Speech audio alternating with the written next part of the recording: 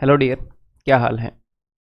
Maximum chances हैं कि आप उम्र में मेरे से छोटे होंगे हैं। मैं 28 साल का हूं, तो आप कॉम्पिटिटिव एग्ज़ाम की प्रिपरेशन कर रहे हैं, तो मतलब मैक्सिमम मेरे से छोटे होंगे, अदरवाइज़ बड़े भी हो सकते हैं। तो मैं आपको अपने छोटे भाई छोटी बहन मानकर इस वीडियो के अंदर पूरी ईमानदारी से गाइड करने वाला हूं। तो सबसे पहले मैं आपको ये बता दूं कि इस वीडियो के अंदर होगा क्या। ठीक है, तो ध्यान से सुनिएगा।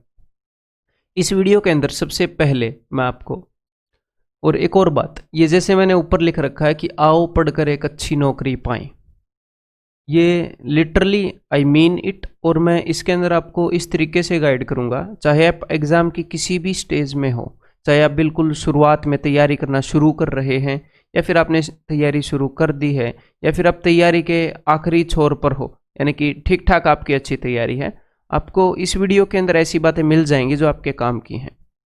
तो आप अपने हिसाब से इस वीडियो की स्पीड को बढ़ा सकते हो भाई, 1.5 गुना कर सकते हो, 2 गुना कर सकते हो, आपकी मर्जी, आप जैसे भी कर सकते हो। मैं तसल्ली से हर एक चीज़ बताता चलूँगा। ठीक है, देखो ज़रा। तो सबसे पहले मैं आपको बताऊंगा बेसिक इन्फॉर्मेशन अबाउट एग्ज़ाम।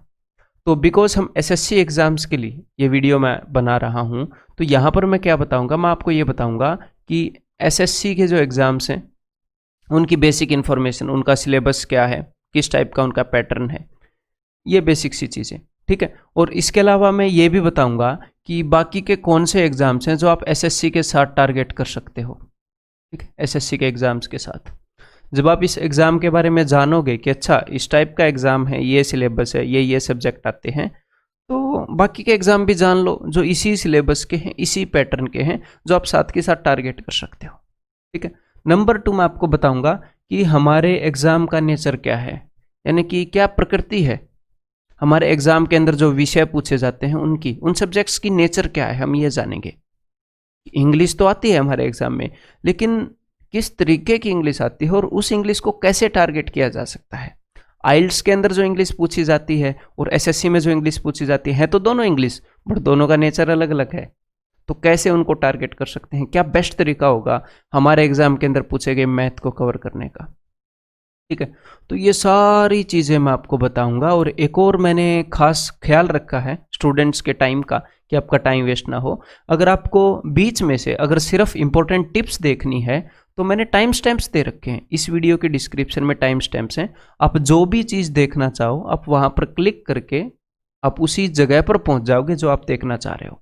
तो जो चीज़ आपको नहीं देखनी है, जैसे कि भाई बेसिक इन्फॉर्मेशन अबाउट एग्जाम अगर नहीं देखनी है, तो सीधे नेचर ऑफ एग्जाम से आप स्टार्ट कर सकते हो। वीडियो के डिस्क्रिप्शन में जाओ और क्लिक कर लो, सिंपल सी बात है। ठीक है, देन नेक्स्ट मैं आपको करवाऊंगा सब्जेक्ट वाइज प्रिपरेशन स्ट्रेटजी।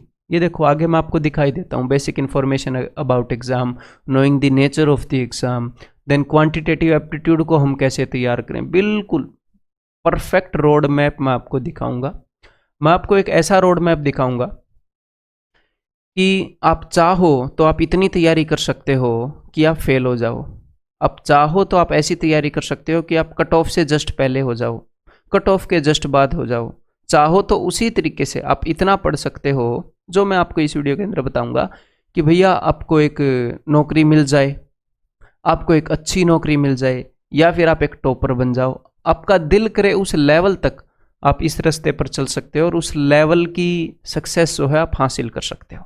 ठीक है, तो सब्जेक्ट वाइज प्रिपरेशन स्ट्रेटजी सब कुछ बताऊंगा इसके अंदर। सब्जेक्ट कैसा है, इसको कैसे पढ़ना चाहिए, इसमें कैसे आप मिसगाइड होते हो, कौन कौन से यूट्यूब चैनल आप एक्सेस करो, कौन कौन सी पीडीएफ आप पढ़ो, कौन कौन सी वेबसाइट, सारा कौन कौन सी बुक्स आप परचेज करो, कौन कौन सी बुक्स आप परचेज ना करो, सब बताऊंगा। कौन सी बातें करो, कौन सी बातें ना करो।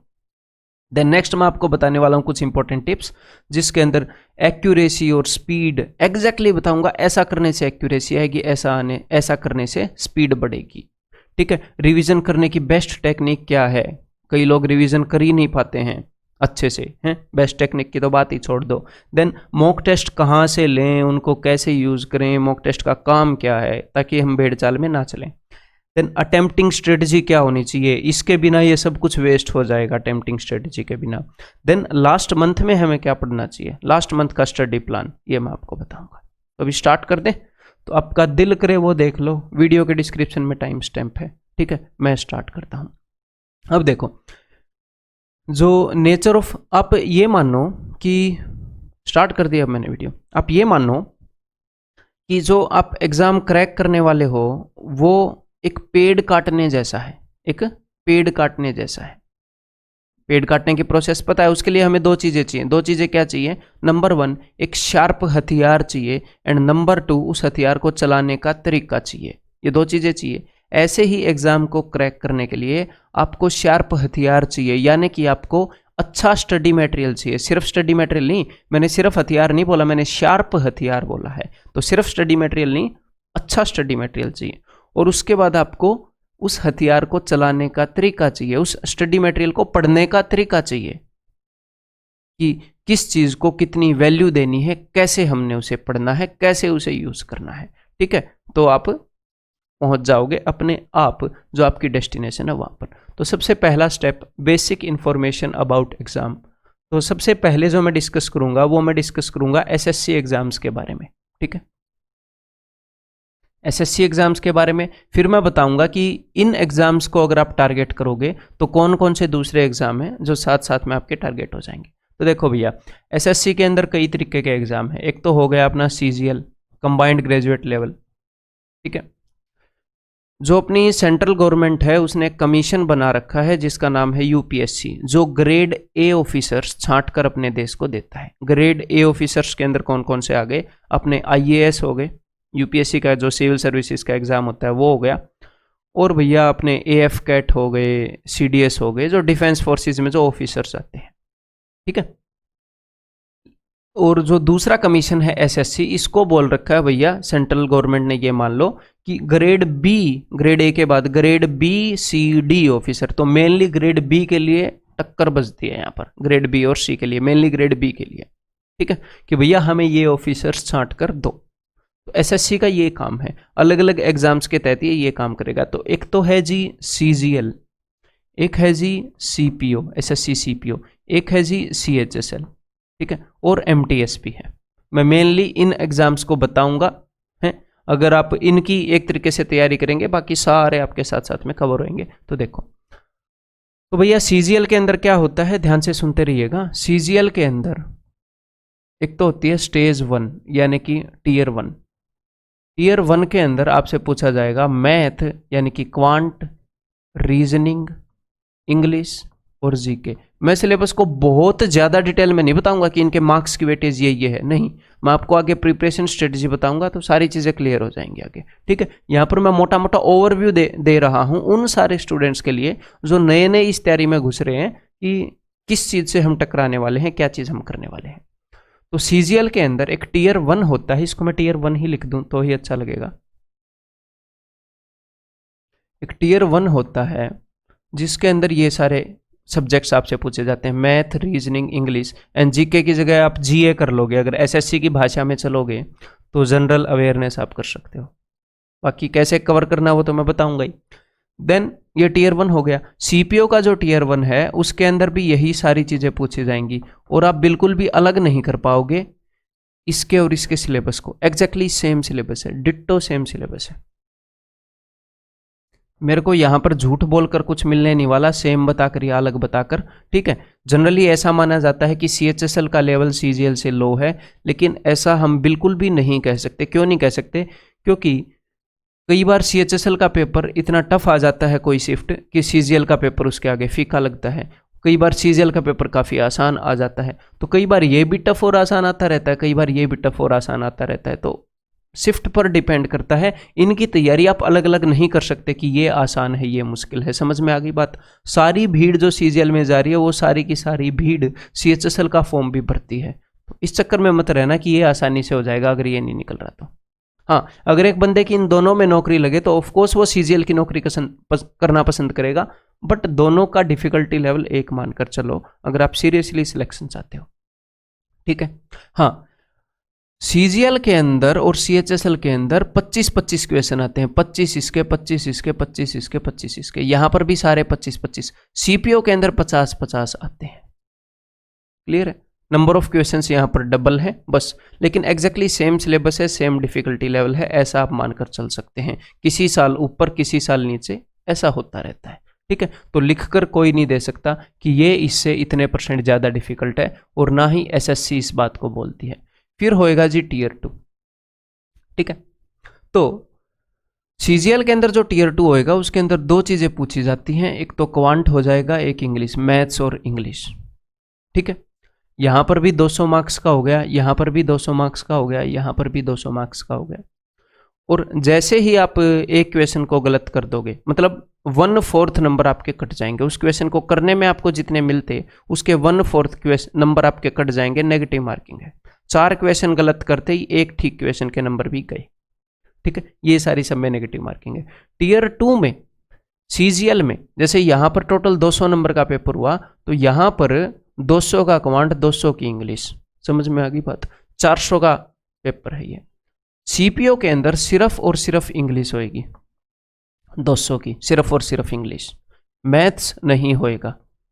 और सीएचएसएल के अंदर ऐसा कोई टीयर 2 नहीं है जिसके अंदर क्वांट और इंग्लिश ऐसे अलग से पेपर हो, इसके अंदर सिर्फ ये पेपर होएगा। समझ में आ गई बात। तो ये एग्जैक्टली सेम है, नंबर ऑफ क्वेश्चन वगैरह इसमें अलग है, बाकी सब कुछ सेम है। अब बात करते हैं टीयर 3 की।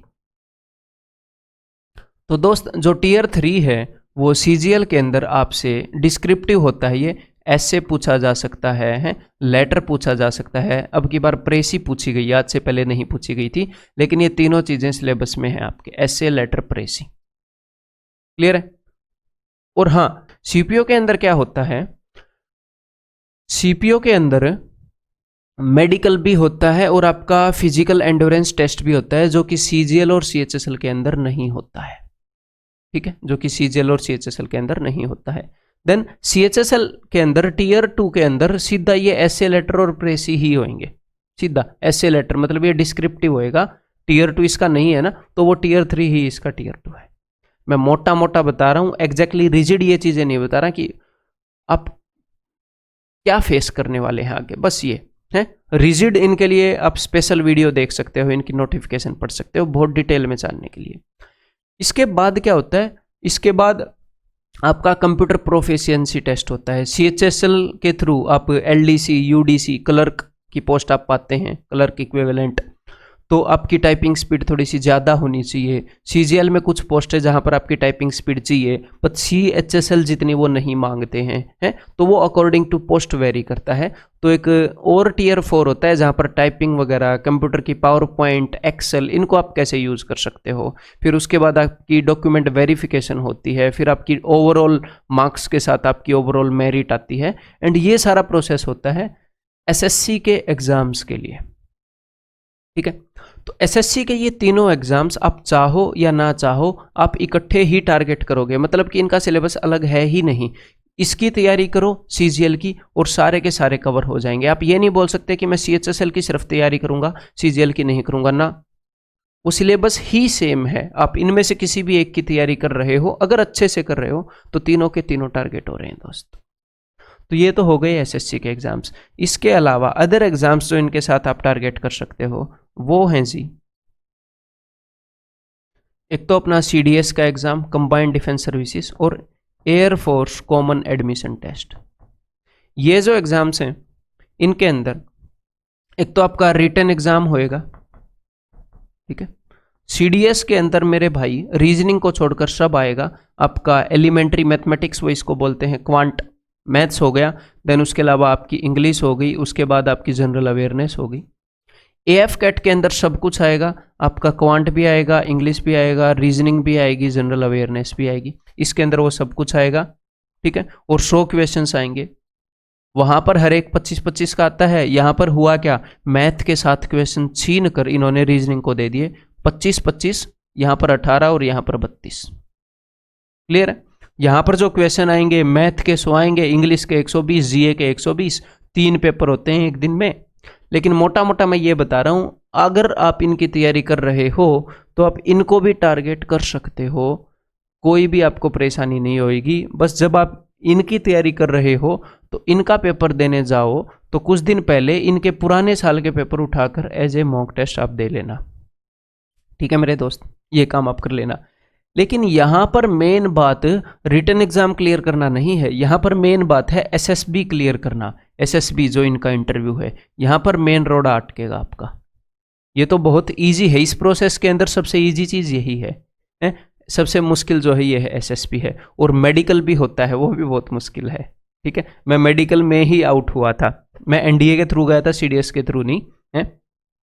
चश्मे के कारण मैं रह गया था, सीधा 12th अपियरिंग में मैंने एनडीए का एग्ज़ाम दिया था। एसएसबी में भी मैं रिकमेंड हो गया था, ठीक है, भोपाल बोर्ड से।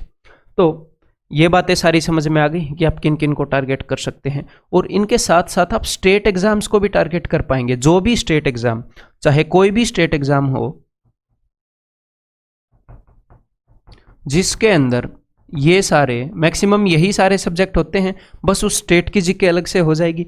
तो जिसके अंदर ये सारे सब्जेक्ट्स हैं वो सारे स्टेट एग्जाम्स आप सीजीएल यानी कि एसएससी की तैयारी के साथ टारगेट कर सकते हो।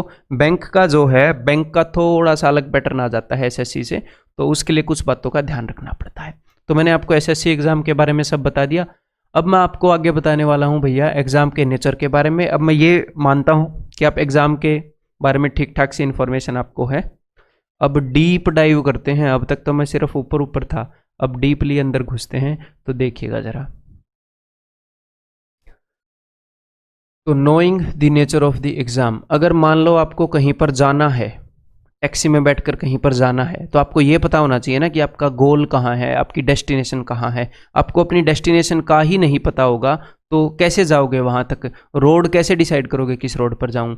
तो यही मैं आपको यहाँ पर बताना चाह रहा हूँ कि हमें अपने एग्ज़ाम की नेचर, एग्ज़ाम के अंदर जो सब्जेक्ट्स हैं उनकी नेचर जाननी है, तो हमें पता लगे अच्छा वहाँ पर पहुँचना है, तभी हम तैयारी कर पाएंगे। उसके बिना ही आप लग पड़ोगे तो फिर मुश्किल नहीं, नामुमकिन के बराबर है, तुक्का ही लग सकता है आपका। ठीक है, तो चलिए सबसे पहले मैं आपको बताता हूँ नेचर ऑफ ईच सब्जेक्ट। एक एक सब्जेक्ट को अब देखते हैं। तो भैया इसके अंदर 4 सब्जेक्ट हैं। नंबर 1 क्वांट यानी कि मैथ्स। ठीक है, इनके अंदर क्या क्या परेशानियां बच्चों को आती हैं उनके हिसाब से मैं इनका नेचर बताऊंगा। क्वांट जो है ये क्वांट है, ना कि ये मैथ्स है। इसको जनरली मैथ्स बोला जाता है। और मैथ्स के अंदर भी अरिथमेटिक और एडवांस मैथ्स ऐसे बांट दिया गया है, परिस्थितियों ने इनको बांट दिया है। लेकिन ये एक्चुअल में मैथ्स नहीं है, ये क्वांटिटेटिव एप्टीट्यूड है, यानी कि संख्यात्मक अभिरुचि है। तो इसको करने के लिए हाँ 10th तक का ये मैथ्स है, लेकिन जो 10th तक का मैथ्स है आज आपके लिए वो एप्टीट्यूड बन गया है, क्योंकि 10th क्लास लो लेवल की है, आपके लिए एप्टीट्यूड बन गया है। अब मैं यहाँ पर ये कहने की कोशिश नहीं कर रहा कि 10th क्लास का है बहुत इजी है, बिना तैयारी के आप इजीली कर लोगे, नहीं, मैं ये कहने की कोशिश नहीं कर रहा। मैं एग्जैक्टली आपको बताना चाह रहा हूँ कि वो है क्या चीज़।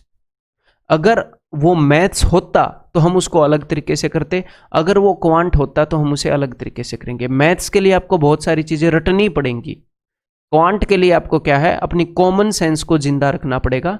हम बहुत सारे पैटर्न्स को ऑब्जर्व करते हैं, याद रखते हैं, बट अपनी कॉमन सेंस को जिंदा रखते हैं। ठीक है, और एक और बात, जनरली क्वांट के अंदर स्टूडेंट जो प्रॉब्लम फेस करते हैं वो ये प्रॉब्लम फेस करते हैं कि सर इसका सिलेबस खत्म ही नहीं होता। क्यों? क्योंकि वो एक स्ट्रक्चर्ड वे में नहीं पढ़ते। तो क्वांट की मैं आपको नेचर बता देता हूं, इसका सिलेबस फाइनाइट है। आप साइंस के किसी मिशन पर नहीं निकले हैं कि आपको इनफाइनाइट चीज़ों से डील करना पड़े। ठीक है, आप साइंस के किसी मिशन पर थोड़ी, एसएससी का एग्ज़ाम है, एक छोटा सा सब्जेक्ट है, तो उसका सिलेबस फाइनाइट है। कई स्टूडेंट ऐसे डरते हैं कि सर पता नहीं कितना बड़ा है, ख़त्म ही नहीं हो रहा, नए नए फॉर्मूले आ रहे हैं, बिकॉज आप वेल स्ट्रक्चर्ड वे में नहीं पढ़ते। जो एसएससी का क्वांट है वो बहुत ही वेल स्ट्रक्चर्ड है, मतलब वेल स्ट्रक्चर किया जा सकता है। अच्छे टीचर आपको बहुत ही अच्छे स्ट्रक्चर में करवा सकते हैं, जिससे ये आप इजीली, अगर आप सिर्फ मैथ पढ़ोगे तो 2 से ढाई महीने में ख़त्म किया जा सकता है। अगर सिर्फ क्वांट पढ़ोगे, सारा सिलेबस करोगे तो 6 महीने में बिल्कुल रगड़ सकते हो सारे सिलेबस को, टॉपर बनने की गारंटी ले सकते हो। सारे सिलेबस की मैं बात कर रहा हूँ। तो वेल स्ट्रक्चर्ड है, फाइनाइट है, ये वेल डिफाइंड है। एसएससी ने इसको डिफाइन कर रखा है कि हम यहाँ से पूछेंगे, और साथ में जो टीचर्स हैं उन्होंने प्रीवियस ईयर क्वेश्चंस को ऑब्जर्व करके अच्छा एक स्ट्रक्चर बना लिया है कि यहाँ से ये पूछा जाता है। ठीक है, तो ये वेल नोन है, ऐसा नहीं है कि कहीं से भी क्या ही पूछ लेगा। स्टूडेंट कई बार ये सोचते हैं पता नहीं क्या पूछ ले सर, इतना ज़्यादा कंपटीशन है। पता नहीं कहाँ से पूछ लेगा, ऐसा कुछ नहीं है। आउट ऑफ द यूनिवर्स आपसे नहीं पूछने वाला है। जो अगर आपको अच्छे से सिलेबस पढ़ाया जाए, जो मैं आपको आगे बताऊंगा कैसे आप पढ़ सकते हैं, तो वहीं से पूछेगा। जो आप पढ़ोगे बाहर से नहीं पूछ सकता, ये मान लो, ये वेल नोन है, ये नहीं एक अननोन टेरिटरी से आपसे पूछ लेगा। देन नेक्स्ट हम देखते हैं, हर एक सब्जेक्ट के बारे में हमें जानना जरूरी है। इंग्लिश, तो मेरे भाई ये जो इंग्लिश की बात कर रहे हैं, इंग्लिश एक लैंग्वेज है, सिर्फ इतना जान लो। तो इसको आप मैथ्स की तरह नहीं पढ़ सकते, इसको ओवर ए टाइम हम सीख पाएंगे। मैथ्स को हो सकता है आप 2.5 महीनों में रगड़ दो, इंग्लिश को 2.5 महीने में रगड़ना मुश्किल हो जाएगा अगर आपकी कमज़ोर है तो 6 महीने, 7 महीने, 8 महीने, एक लंबा टाइम ये लेगी। तो मैथ्स ऐसा हो सकता है कि आप बीच में थोड़ा सा छोड़ दो, लेकिन इंग्लिश ऐसा सब्जेक्ट नहीं है कि आप इसे बिल्कुल ही पढ़ना छोड़ दो, बीच में आपकी प्रोग्रेस रुक जाएगी। मैथ्स हो सकता है आपने 2 हफ्ते पढ़ा ही नहीं, फिर दोबारा थोड़ा सा रिविजन मारोगे उसी स्टेज पर आ जाएगा है, लेकिन इंग्लिश बीच में छोड़ दी तो इसका खामियाजा आपको भुगतना पड़ेगा। ये मैं आपको आगे बताऊंगा। Then next, reasoning. रीजनिंग एक ऐसा सब्जेक्ट है मेरे भाई कि ये काफ़ी इजी है, बट स्टूडेंट इसमें कहाँ पर मार खाते हैं, ये बहुत इजी है तो फिर वो सोचते हैं कि 50 में से 43 भी अगर हमारे आ रहे हैं, 43 50 में से अच्छे मार्क्स हैं, बट ये बहुत इजी है तो 43 कोई भी ले लेगा। आपको 47 to 50 इसके बीच में मार्क्स आने ही आने चाहिए, इसके बीच में। हाँ, एक आधा मार्क्स छोड़ने की आपकी नीयत होनी चाहिए। अरे भाई मान लो एक क्वेश्चन ऐसा आ गया, बहुत ही अलग लेवल का क्वेश्चन है, नहीं हो रहा स्ट्राइक, नंबर सीरीज वगैरह आपको लॉजिक पकड़ में नहीं आ रहा, तो उस एक नंबर के चक्कर में टाइम थोड़ी खराब करेंगे, उस एक क्वेश्चन के चक्कर में, 2 क्वेश्चन के चक्कर में है। बट ये होना चाहिए कि ऑलमोस्ट 100% हम कर सकते हैं। ठीक ठाक एग्जाम आ गया तो हम 25 में से 25 कर देंगे, अगर एक आधा डिफिकल्ट आ गया तो हम 22 या 23 तो कर ही सकते हैं, मतलब 23 लगा कर चलो कि 23 तो हम कर ही सकते हैं। आप ऐसी तैयारी इसकी कर सकते हो गारंटी के साथ, ठीक है। देन नेक्स्ट हो गया जी अपना जीके। तो जीके के बारे में आपको ये जानना है कि ये बहुत ही वास्ट है, बहुत बड़ा सब्जेक्ट है। तो इसमें हमें क्या पढ़ना है से ज़्यादा ज़रूरी हो जाता है क्या नहीं पढ़ना है, क्योंकि जो चीज़ें नहीं पढ़नी वो बहुत ही ज़्यादा हैं। अगर पूरी जीए को मैं ये बोलूँगा तो एसएससी के लिए आपको छोटा सा पोर्शन पढ़ना है, समझ में आ गई बात। अगर मैं यूपीएससी की जीके को लेकर आऊँगा तो उसके कंपैरिजन में आपको बहुत छोटा सा पोर्शन पढ़ना है, सारे एस्पेक्ट। ये थोड़ी सी फैक्चुअल है, वो इतनी फैक्चुअल नहीं है, एनालिटिकल होती है यूपीएससी की, और इसीलिए सीडीएस और एएफ कैट में आपको एनालिटिकल क्वेश्चन ज़्यादा मिलेंगे, वो यूपीएससी की जीके है ना, जीए है, ठीक है।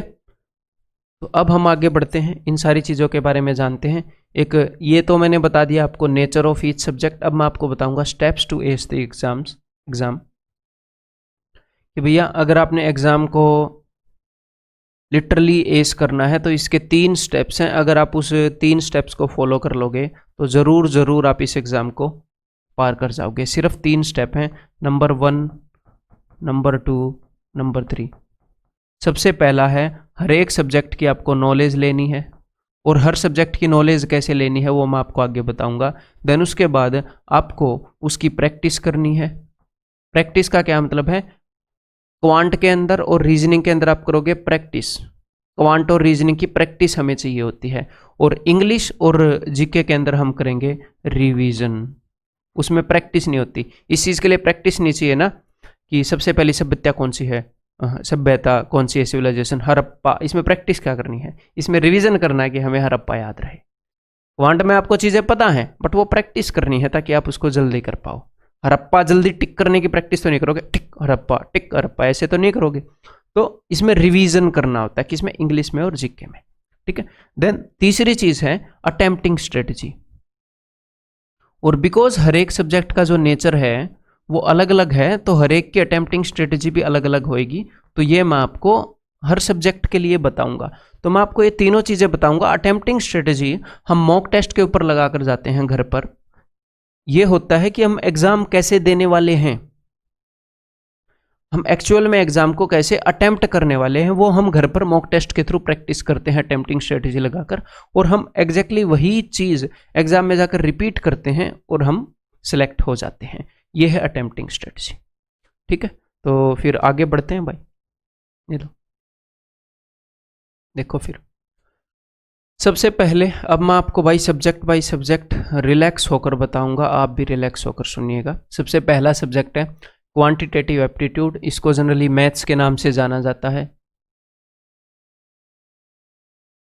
ठीक है, तो सबसे पहले आप इसकी नॉलेज कैसे लोगे? देखो, अगर आप अफोर्ड कर सकते हो, इफ यू कैन अफोर्ड,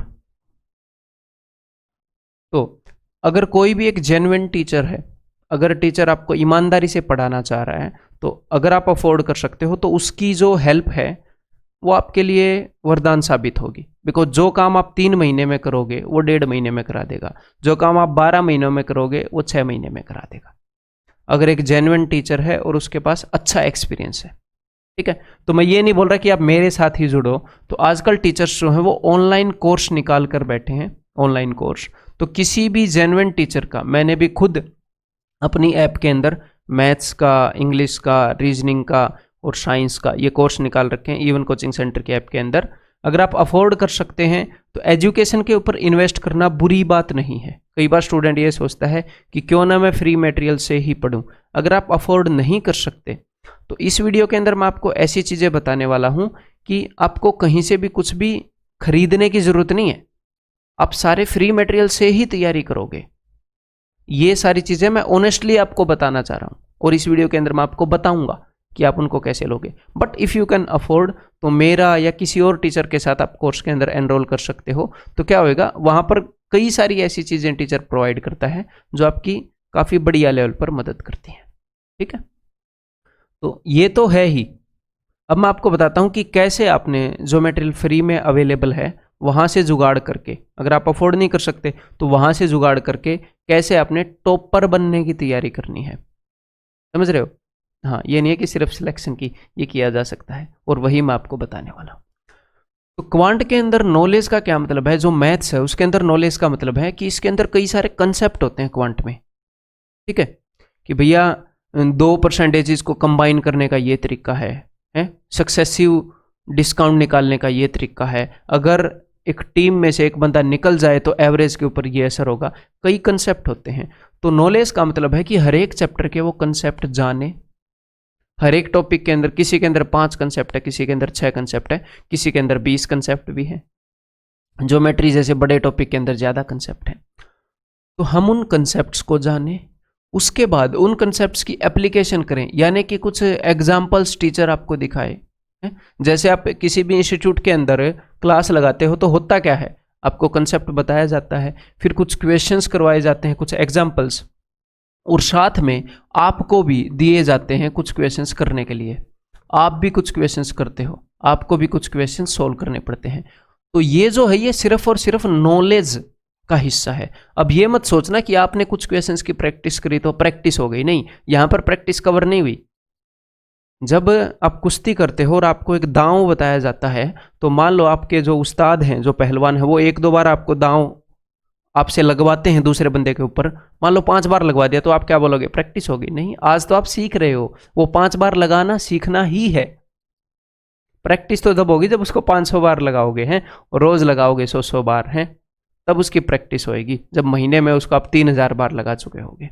ठीक है, तो नॉलेज का क्या मतलब है, एक कंसेप्ट को सीखना, फिर उसके ऊपर कुछ क्वेश्चंस मैं आपको करके दिखाऊं या आप खुद करके देखो, और फिर थोड़े से और क्वेश्चंस की प्रैक्टिस करो, तो आपको कंसेप्ट समझ में आ जाएगा। दिस इज नॉलेज मैथ्स के लिए। तो ये नॉलेज आप कहाँ से ले सकते हो, ये मैं आपको बताऊंगा अभी। ठीक है, देखो जरा, तो ये नॉलेज आप ले सकते हो। अभी मैं आपको बताऊंगा कि जो फ्री में मटेरियल अवेलेबल है वहां से। अगर आपने अपने बेसिक्स क्लियर करने हैं तो मैंने इसी यूट्यूब चैनल पर सारे जो चैप्टर्स हैं, इसी यूट्यूब चैनल पर, इवन के यूट्यूब चैनल पर सारे चैप्टर्स के 3 साल पहले वीडियो बनाए थे। उनसे आपके बेसिक्स जो हैं वो बहुत ज़बरदस्त क्लियर होंगे। बहुत ही शांति से वो वीडियो बना रखे हैं और मैं उन वीडियोस को डिलीट नहीं करने वाला हूँ। वो आप लोगों के लिए ही पड़े हैं, आप उनको यूज़ कर सकते हैं। हाँ, अभी आपको ये लग सकता है कि सर वो तो 2 साल या 3 साल पहले बनाए थे, तो आउट ऑफ डेट ना हो गए हों। तो उनके आगे की प्रोसेस भी मैं आपको बताऊंगा, टेंशन ना ले, टेंशन ना ले। तो अगर आपने अपने बेसिक्स क्लियर करने हैं, बिल्कुल शुरू से शुरुआत कर रहे हो, तो इवन के यूट्यूब चैनल पर सारे टॉपिक्स की प्लेलिस्ट मैंने बना रखी है, हमारी प्लेलिस्ट में जाकर आप वहाँ से सारे टॉपिक्स पढ़ सकते हो। या फिर इवन की जो ऐप है, उस ऐप के अंदर भी जो फ्री लेक्चर्स हैं वो मैंने अच्छे से अरेंज कर रखे हैं, वहाँ पर भी आप पढ़ सकते हो। नंबर 1 बात। फिर उसके बाद आपको क्या चाहिए, उसके बाद आपको हाई लेवल के रिलेवेंट क्वेश्चंस कुछ चाहिए होंगे। ये बेसिक्स आपका क्लियर कर देंगे, आपकी ठीक ठाक प्रैक्टिस करवा देंगे, ठीक ठाक सी मीठी मीठी प्रैक्टिस करवा देंगे। उसके बाद आपको उससे भी हाई लेवल के थोड़ा सा काम करना है कि अब मैं इस चैप्टर को एक लेवल आगे लेकर जाऊं, तो अपने ही चैनल पर यूट्यूब पर अपनी टीयर 2 सीरीज की वीडियोस पड़ी हैं।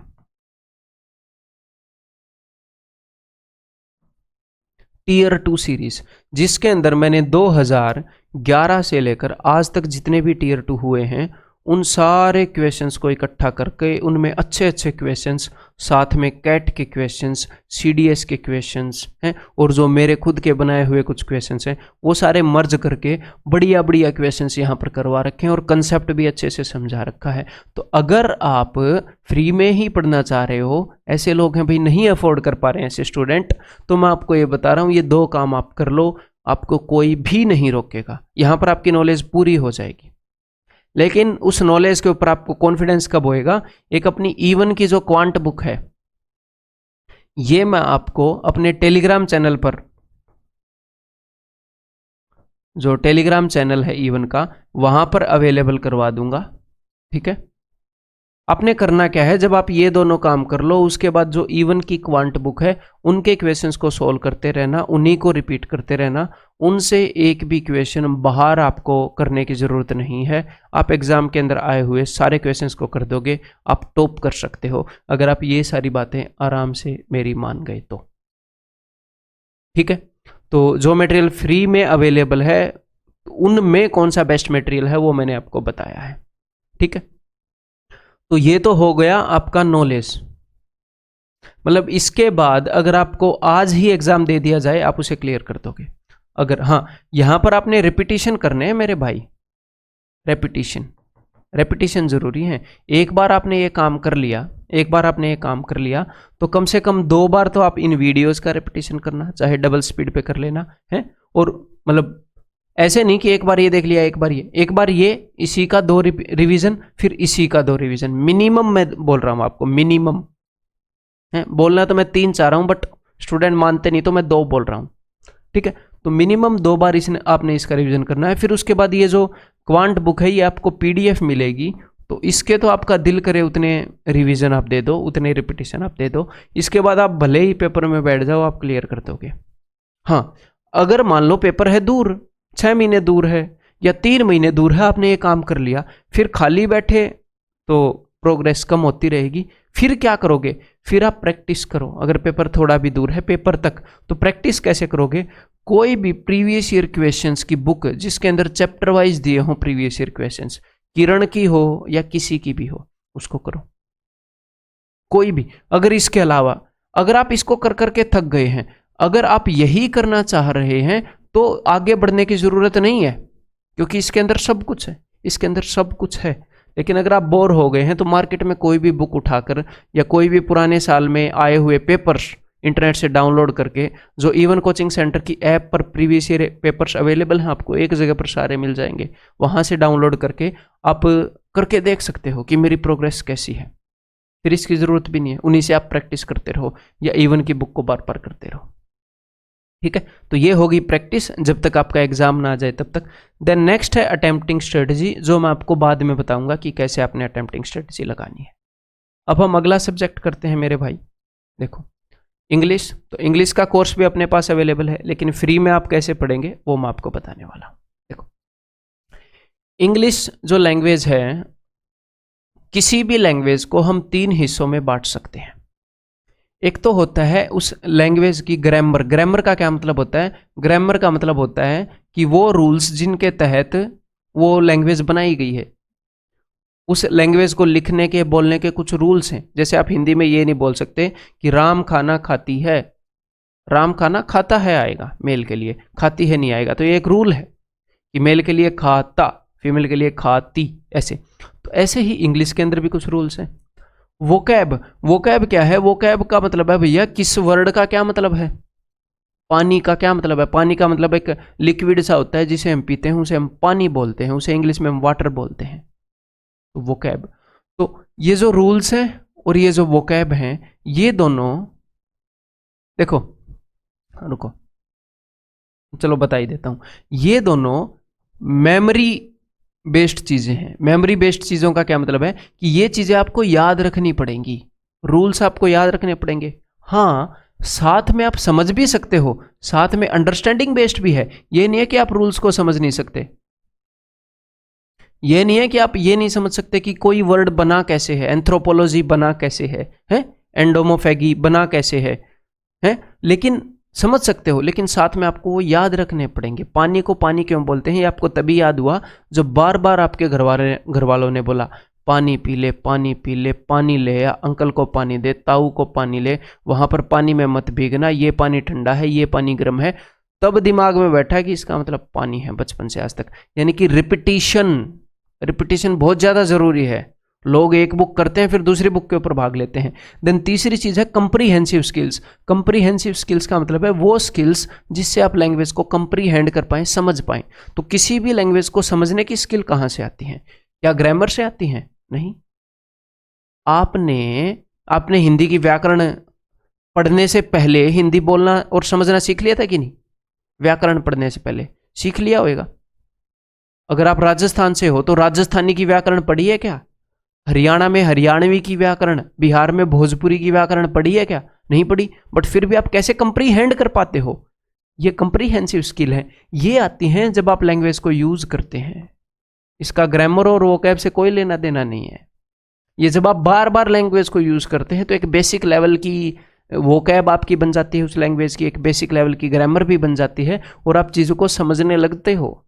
अगर मैं आपको भोजपुरी में जंबल्ड सेंटेंसेस दे दूं तो बिहार का बंदा यूं सॉल्व कर देगा खटैक। बट अब इंग्लिश में कंप्रीहेंसिव स्किल्स कैसे आएंगी? यहीं पर तो मार खाते हैं, यूज नहीं करते इंग्लिश को। अब यूज कैसे कर सकते हैं इंग्लिश को? तो आप यूज कर सकते हो दोस्त, कई तरीके हैं इसको यूज करने के। बताओ, मेरे को बताओ कौन कौन से तरीके हैं। सबसे बेसिक सा तरीका है, आप उस लैंग्वेज के अंदर थिंक कर सकते हो, आप सोच सकते हो। आप उस लैंग्वेज को स्पीक कर सकते हो, बोल सकते हो। आप उस लैंग्वेज को रीड कर सकते हो। आप उस लैंग्वेज को राइट कर सकते हो। समझ में आ गई बात? आप कुछ भी कर सकते हो। अब आपको लगेगा कि बोलने के लिए भी आपको सामने कोई सुनने वाला चाहिए, या खुद खुद से ही बातें कर सकते हो। ठीक है, रीड करने के लिए आपको बुक चाहिए, न्यूज़पेपर चाहिए। तो आपने करना क्या है, रेगुलरली रोज 30 मिनट अगले 6 महीने तक आप कोई भी इंटरेस्टिंग बुक, नॉवल, न्यूज़पेपर, जो आपका दिल करे वो, जो आपको इंटरेस्टिंग लगे वो, जो आप अगले अगले 6 महीने तक कंटिन्यू कर पाओ, वो तभी कंटिन्यू कर पाओगे जब आपको इंटरेस्टिंग लगेगा। वो रीड करना स्टार्ट कर दो। हो क्यों? अब मैं थिंक करना क्यों नहीं बोल रहा? क्योंकि आप थिंक भी कर सकते हो, बट आप थिंक जब गलत थिंक करोगे तो कोई आपको बता नहीं पाएगा कि तुम गलत, मतलब ग्रामेटिकली गलत है। वैसे तो कुछ भी गलत सोचो, ठीक है। तो जब आप रीड करोगे तो आप बुक, कोई भी बुक रीड करोगे तो मोस्ट प्रोबेबली कोई भी बंदा बुक लिखता है तो उसकी लैंग्वेज ठीक ही होती है, गलत ग्रामर तो क्या ही लिखेगा। तो आप ठीक ग्रामर पढ़ोगे, ठीक वोकैब पढ़ोगे, तो आपकी कंप्रीहेंसिव स्किल तो बढ़ेगी, साथ में आपकी वोकैब और ग्रामर भी बढ़ती रहेगी। तो इस काम को जरूर करना, 30 मिनट, मजा आ जाएगा। राइट करना क्या ही लिखोगे, छोड़ो, टाइम वेस्ट होएगा, और इतनी सारी चीजें आप लिख भी नहीं सकते। तो सबसे इफेक्टिव चीज, ये बोलते हैं ना रीडिंग न्यूज़पेपर, तो रीडिंग न्यूज़पेपर क्यों बोलते हैं? ताकि एक तो इंग्लिश पढ़ी जाए और साथ साथ में भैया करंट अफेयर भी हो जाए। बट न्यूज़पेपर पढ़ना बहुत बोरिंग है, जान निकलती है बच्चों की। तो रीड करो, कुछ भी कहानियां पढ़ो, पंचतंत्र की कहानियां पढ़ो, फर्क नहीं पड़ता। नॉवल पढ़ो, सिडनी शेल्डन पढ़ो, चेतन भगत पढ़ो, डजंट मैटर। बट रोज आधे घंटे से 45 मिनट रात को सोते समय, जब आप फेसबुक चलाते हो, इंस्टाग्राम चलाते हो, फेसबुक और इंस्टाग्राम का पीछा छोड़कर बुक पढ़ लो। एक तो रात को नींद बड़ी आएगी, क्योंकि जब आप स्क्रीन के सामने होते हो, रात को सोने से पहले फोन यूज करते हो, तो वहां से ब्लू लाइट निकलती है जो आपकी नींद को मारती है।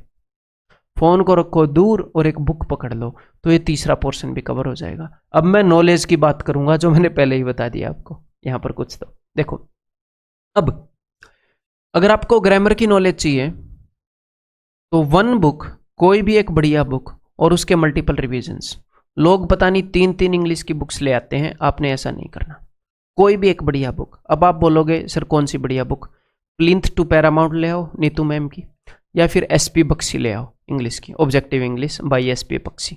ठीक है, कोई भी एक बुक ले आओ, दोनों लाने की जरूरत नहीं है। मैं आपको बोल रहा हूँ जो भी आपके पास अगर पहले से अवेलेबल है इन दोनों में से वो ठीक है। मैं इन दोनों को जानता हूँ, और भी अच्छी बुक्स हो सकती है मार्केट में, बट मेरे को ये पता है कि ये दोनों ठीक है। मेरे को प्लिंथ टू पैरामाउंट वैसे पसंद है, उन दोनों मैंने पढ़ी, वो दूसरी पढ़ी नहीं है, तो मेरे को पता ही नहीं वो कैसी है। ठीक है, तो एक बुक के मल्टीपल रिवीजन देने हैं। एक बुक को 10 बार करो, बजाय कि 10 बुक्स को एक एक बार आप पढ़ो। ठीक है, कॉम्पिटिटिव एग्जाम के लिए मैं बात कर रहा हूँ, तो उसको ले आओ। फिर आपने उसको पढ़ना कैसे है सुनो। मान लो ये बुक है ग्रामर के लिए, आप ग्रामर पढ़ रहे हो। बच्चा ग्रामर पता है कैसे करता है? उसने नाउन का चैप्टर पढ़ लिया, फिर करेगा क्या? नाउन के क्वेश्चंस प्रैक्टिस करने लग जाएगा। चैप्टर के पीछे ही नाउन के क्वेश्चंस होंगे, एरर्स होंगे, तो सबको टिक कर देगा। मान लो 100 क्वेश्चन है, 100 के 100 को टिक कर दिया। फिर पीछे देखेगा आंसर कि मेरे भैया 10 गलत हो गए, या 20 गलत हो गए, या 5 गलत हो गए। लेकिन मेरे को एक बात बताओ, आपके सामने एक क्वेश्चन है, क्वेश्चन नंबर 1, इसके अंदर ऐसे 4 पार्ट होते हैं। ये ए कि भैया किसमें एरर है, बी, सी या डी, नो एरर, किसके अंदर एरर है। तो मान लो आपने बताया कि पार्ट ए के अंदर एरर है और ये एरर है। मान लो बुक ने भी यही बताया पार्ट ए के अंदर है, आपने बताया ये वाला एरर है, लेकिन बुक ने बताया ये वाला एरर है। आंसर पार्ट ए ही है, लेकिन आपने अलग रीजन के कारण ए को मार्क किया था, बुक ने अलग रीजन के कारण वो आंसर दे रखा है। जब आप सारे क्वेश्चंस को अटेम्प्ट कर लेते हो और उसके बाद जब आंसर की चेक कर लेते हो, तो आपको क्या पता जो आप सोच रहे थे वो ठीक है कि नहीं। कल को एग्जाम में मार खाओगे। तो अब इसका प्रॉपर रास्ता क्या है? ये है, जब आप एक चैप्टर पढ़ लेते हो एक इंग्लिश की बुक से, और जब पीछे जो एक्सरसाइज है उसके क्वेश्चंस को सोल्व करने लगते हो, तो सबसे पहले क्वेश्चन नंबर 1 को पढ़ो, रीजन दो कि इसके अंदर ये एरर है और इस वजह से एरर है। फिर ऑप्शन चेक करो, हो सकता है वो ए ही है जो आपने बताया वही है, बट रीजन अलग हो, तो आपको तुरंत के तुरंत पता लग जाएगा। तो कई बार जो आपके तुक्के से ठीक हो जाते हैं ना, उनको आप मान लोगे सही, एग्जाम में वो हो जाएंगे गलत, आपसे गलती करवा देंगे। तो भैया तैयारी ऐसी नहीं करनी, फुल प्रूफ तैयारी करनी है। तो एक क्वेश्चन देखो, ऑप्शन देखो, अगर ऑप्शन फिर रीजन देखो, ठीक है। देन सेकंड क्वेश्चन करो, अपना रीजन दो, ठीक है, गलत है जो भी है, साथ के साथ करेक्ट करते चलो, साथ के साथ उसे रिवाइज करते चलो। लेकिन ऐसा करने से क्या होगा? अब आप बोलोगे सर हमें मरवाओगे क्या, बहुत ज़्यादा टाइम लग जाएगा ऐसा करने से। तो मेरे भाई सीखने में टाइम देना पड़ता है। सीखने में टाइम नहीं दोगे तो पूरी ज़िंदगी टाइम देते रहोगे, 3-3 साल लग जाएंगे, पेपर क्लियर नहीं होगा। इससे बढ़िया है आज सीखने में टाइम दें, इससे हमें मज़ा भी आएगा कि जो मैंने बोला था वही रीज़न है क्या, अरे यार वो नहीं है ये है, फिर उस रीज़न को फिर से रिवाइज कर लेना है। तो ऐसे आपने सीखनी है ग्रामर। देन अगली बात है वोकैब। तो वोकैब मैंने बोला भैया याद करने वाली चीज़ है, तो वोकैब का इलाज क्या है? वोकैब का इलाज है रेपिटिशन। अब रेपिटिशन तो उसी चीज़ का करेंगे ना जो काम की है, फालतू की वोकैब तो हमें पढ़नी नहीं है। तो अब मैं आपको बताऊंगा एग्जैक्टली काम की वोकैब कहाँ मिलेगी। ठीक है दोस्त, देखो प्रीवियस ईयर क्वेश्चंस की किरण की बुक ले आना, इंग्लिश की। आज तक जितने भी एसएससी इंग्लिश की बुक आएगी प्रीवियस ईयर क्वेश्चंस की किरण की चैप्टर वाइज, उसमें आज तक जितने भी एंटोनिम सिनोनिम है वो इकट्ठे मिल जाएंगे, सारे वन वर्ड सब्स्टिट्यूशन इकट्ठे मिल जाएंगे, इडियम फ्रेजेस इकट्ठे मिल जाएंगे, हर एक चीज़ इकट्ठी मिल जाएगी है, एरर्स इकट्ठे मिल जाएंगे, फिल इन द ब्लैंक्स इकट्ठे मिल जाएंगे। तो वो ले आना और उस बुक से रोजाना आपने 20 वर्ड करने हैं रोजाना, चाहे 20 एंटोनिम कर लो, फिर अगले दिन फिर 20 एंटोनिम, अगले दिन फिर 20 एंटोनिम, अगले दिन फिर 20 एंटोनिम, ऐसे करके कुछ दिनों में एंटोनिम खत्म हो जाएंगे। फिर सिनोनिम, फिर ईडियम फ्रेज, फिर वन वर्ड सब्स्टिट्यूशन, ऐसे करके उसकी जितनी भी वोकैब है वो सारी खा जाओ रोज 20-20 करके। लेकिन इसके साथ आप ऑप्शंस भी करना, ऑप्शंस तो 20 करने में आपको काफी टाइम लगेगा। और जब आप अगले दिन अगले 20 करोगे तो पुराने 20 के ऊपर एक बार नजर मार लेना, इसका ये था, इसका ये था, इसका ये था, इसका मतलब था, इसका मतलब था। अब आप बोलोगे सर ये तो थोड़ी सी तंग करने वाली टास्क है, तो भाई जो तंग होगा उसको जॉब मिल जाएगी। देख लो आपके अंदर गुंजाइश है कि नहीं इतना तंग होने की। चीजों को मजे लेकर करना सीखो, तंग होकर नहीं। मजे लो ना। अच्छा, इस वर्ड का ये मतलब है ये, उसके अंदर खोकर सीखो। जो बंदा खोकर सीखता है उसके अंदर, अच्छा ये है, उसको एक गेम बना लो। फिर देखना आपके ऊपर बर्डन भी नहीं होएगा कि मैं 5 घंटे पढ़ूं, 6 घंटे पढ़ूं कि नहीं पढ़ूं है। थोड़ा तो आपको जोर लगाना पड़ेगा, लेकिन इतना बर्डन नहीं होएगा। ठीक है, ऑप्शंस भी करने हैं, रोजाना 20 करने हैं। इसके अलावा वर्ड पावर मेड इजी, तो मैं देखो आपको साथ साथ में बुक बता रहा हूँ, ग्रामर की प्रिंट ऊपर अमाउंट, किरण की chapter wise. Word power made easy एक बुक है, ये रूट वर्ड्स को इन्होंने अच्छे से एक्सप्लेन किया है। नॉर्मन लेविस इसके ऑथर हैं, या नॉर्मन लुइस जो भी बोलते हैं। तो ये बुक एक इतनी मोटी सी बुक है, इस बुक को भी आप पढ़ लेना। ठीक है, उसने उस बुक के अंदर बता रखा है उसको कैसे पढ़ना है। देन इसके अलावा vocabulary.com एक वेबसाइट है, दिस इज ए वेबसाइट। अगर आपको किसी भी वर्ड का मतलब देखना है, अगर आप कोई बुक पढ़ रहे हैं, कोई नॉवल पढ़ रहे हैं मेरे कहने पर, उसके अंदर एक वर्ड आ गया जिसका आपको मीनिंग देखना है, तो vocabulary.com एक वेबसाइट है, इसके ऊपर देख लेना। मज़ेदार तरीके से एक्सप्लेन करते हैं ताकि आपको लंबे टाइम तक याद रहे। बहुत अच्छे तरीके से उस वर्ड को एक्सप्लेन करते हैं, उसे यूज़ करके दिखाते हैं, उसका ओरिजिन कैसे हुआ ये सब भी ये बताते हैं। ठीक है, तो ये एक मैंने आपको वेबसाइट बता दी काम की। अब आगे नेक्स्ट मैंने क्या बोला था, अगर आपने तीसरे पार्ट को इंप्रूव करना है तो तीसरे पार्ट के अंदर चीजें होती हैं, jumbled sentences, cloze test, fill in the blanks, कई चीजें हैं जिनके अंदर आपकी अंडरस्टैंडिंग काम आती है, आपकी कंप्रीहेंशन, पैसेज रीडिंग कंप्रीहेंशन, जिसके अंदर आपकी समझने की क्षमता काम में आती है, ये बार बार करने से। तो यहां पर क्या है, आपने कंप्रीहेंशन जो पैसेज है उनकी प्रैक्टिस तो करनी ही करनी है, लेकिन सिर्फ वो करने से बात नहीं बनता। इन चीज़ों को स्ट्रॉन्ग करने के लिए ये चीज़ जो मैं आपको पहले बता चुका हूँ, रोजाना 30 मिनट, इनका कंपाउंडिंग इफेक्ट पड़ता है। कंपाउंडिंग इफेक्ट का क्या मतलब है, आज अगर आप 30 मिनट इंग्लिश पढ़ोगे तो खास इंप्रूवमेंट नहीं होएगी, कल पढ़ोगे तो भी खास नहीं होएगी, परसों पढ़ोगे तो भी खास नहीं होएगी, एक हफ्ता पढ़ोगे खास इंप्रूवमेंट नहीं दिखेगी, 20 दिन पढ़ोगे खास इंप्रूवमेंट नहीं दिखेगी, 3 महीने पढ़ोगे हाँ इंप्रूवमेंट दिखेगी ठीक ठीक सी, 4 महीने पढ़ोगे थोड़ी और बढ़िया इंप्रूवमेंट दिखेगी, 5 महीने, मतलब इसका जो असर पड़ता है वो शुरुआत में कम पड़ता है।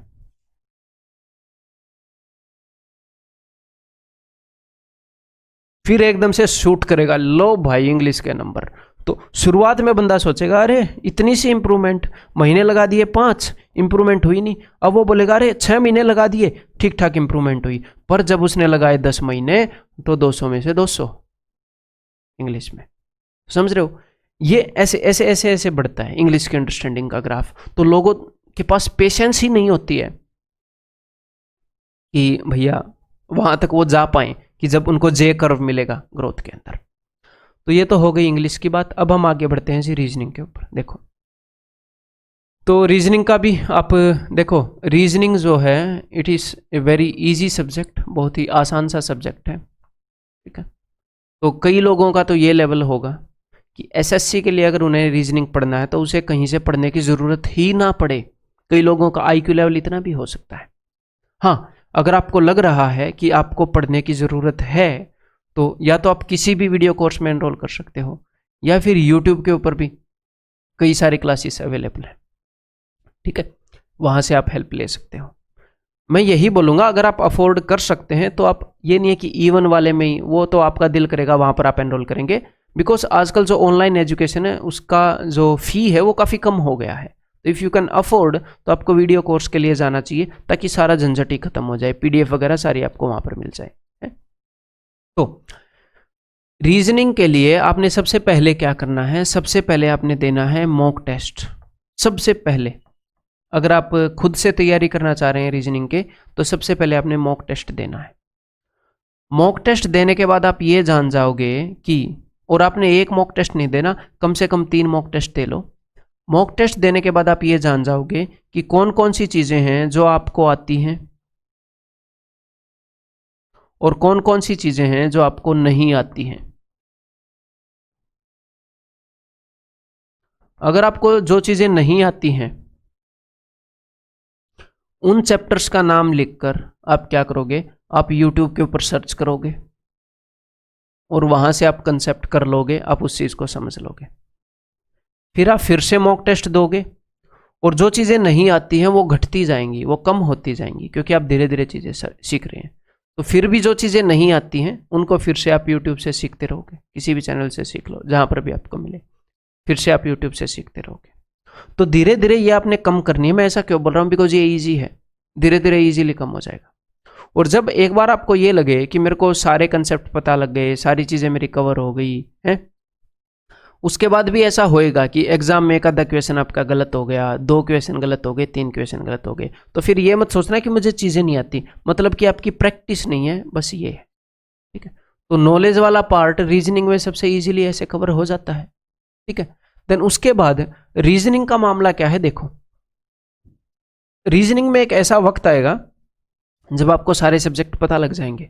मान लो स्टार्टिंग में आपने 20 दिन लगाए, आपको थोड़ी थोड़ी चीज़ें पता लगी, आपने 30 दिन लगाए, आपको काफ़ी चीज़ें पता लगी, ये है टाइम। जैसे जैसे टाइम बढ़ रहा है ये है मार्क्स, आपके मार्क्स भी बढ़ रहे हैं रीजनिंग के अंदर। आपने 1.5 महीना लगाया और आपने मस्त ज़बरदस्त तैयारी कर ली, आपके 50 में से 50 मार्क्स आने लगे, या फिर 50 में से आपके 48+ मार्क्स आने लगे। फिर क्या होगा, फिर जनरली स्टूडेंट के एक बार ये कॉन्फिडेंस आ जाए कि 50 में से 50 आ रहे हैं, फिर वो छोड़ देते हैं तैयारी को, या फिर उस सब्जेक्ट के टच में रहना छोड़ देते हैं। फिर वो अजीमो शान शहंशाह, वो जो भी है वो गाना, वो हो जाते हैं, अलीमो शान शहंशाह हैं, ऐसे बन जाते हैं कि अब तो हम नहीं छोड़ेंगे, और वो उसकी तैयारी छोड़ देते हैं। तो होएगा क्या, धीरे धीरे आपके मार्क्स कम होने स्टार्ट हो जाएंगे, बिकॉज आपने तैयारी छोड़ दी, आपने मॉक टेस्ट देना छोड़ दिया, तो आपको पता नहीं है। धीरे धीरे आपकी जो कैपेबिलिटी है मार्क्स लेने की वो कम होती चली जाएगी, और जिस दिन आप एग्जाम दोगे तो आपको पता चलेगा 50 में से 35 मार्क्स आए, आपको क्वेश्चन सारे आते हैं, फिर भी किसी क्वेश्चन में सिली मिस्टेक होगी, किसी में आप खामखा अटक गए जिसमें पहले नहीं अटकते थे, हैं, और कोई तो निकला ही नहीं, मतलब कि कोई तो समझ में ही नहीं आया कि ये कैसे होएगा, और फिर आप बोलोगे भैया ये क्या हो गया। जो सब्जेक्ट आपका सबसे स्ट्रांग होना था उसमें एवरेज मार्क्स आ गए।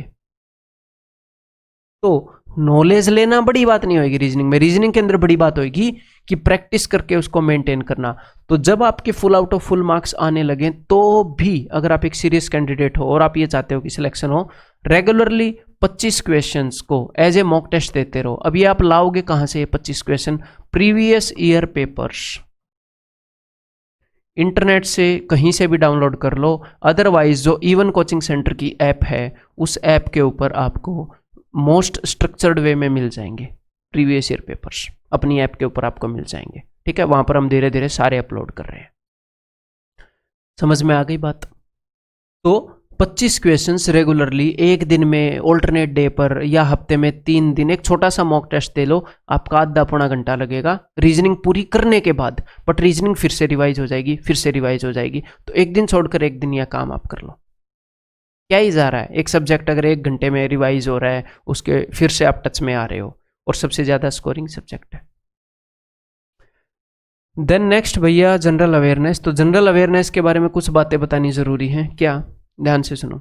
जनरल अवेयरनेस इतना बड़ा है कि some questions will remain unanswered, कि कुछ क्वेश्चन आप कितनी भी तैयारी कर लो, कुछ क्वेश्चन ऐसे आएंगे जो अनआंसर्ड होंगे। ठीक है, no special books for each portion. कई बंदे क्या करेंगे, तैयारी कर रहे हैं एसएससी की और लक्ष्मीकांत की बुक ले आएंगे इंडियन पॉलिटी के लिए। इंडियन पॉलिटी के लिए इतनी मोटी बुक है लक्ष्मीकांत की। ज्योग्राफी के लिए वो क्या बर्णमाल है या क्या है, जो यूपीएससी वाले पढ़ते हैं, मेरे को नाम नहीं पता, वो बुक ले आएंगे। ज्योग्राफी के लिए एक मोटी बुक ले आएंगे। तो दोस्त अगर आप ये काम करोगे, आप जीए में तो ले लोगे 50 में से मान लो 38 नंबर ले लोगे आप, बट जिंदगी भर कभी भी एसएससी की नौकरी नहीं ले पाओगे। तो अगर आपको जीए पढ़ने का शौक है, आप यूपीएससी की तरफ जाइए, आप गलत जगह जोर लगा रहे हैं। तो जीए एक ऐसा सेक्शन है, इसको पढ़ते वक्त हमें ये सबसे पहले जानना जरूरी है कि हम इसको पढ़ क्यों रहे हैं। क्या हमें स्कूल का एग्जाम देना है? क्या मैं +2 के लिए जीए पढ़ रहा हूं? क्या मैं कॉलेज के लिए लेवल पर जीए पढ़ रहा हूं? क्या मैं रिसर्च वर्क में जाने के लिए जीए पढ़ रहा हूं?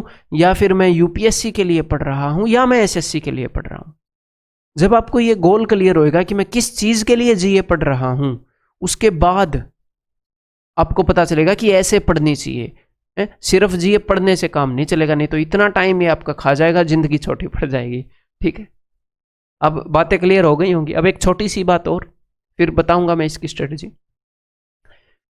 अगर मान लो एक काम है जिसको 100% अचीव किया जा सकता है, तो मान लो उस काम के अंदर अगर आप 50 घंटे लगाते हो तो आपको 60% आउटपुट मिल जाता है।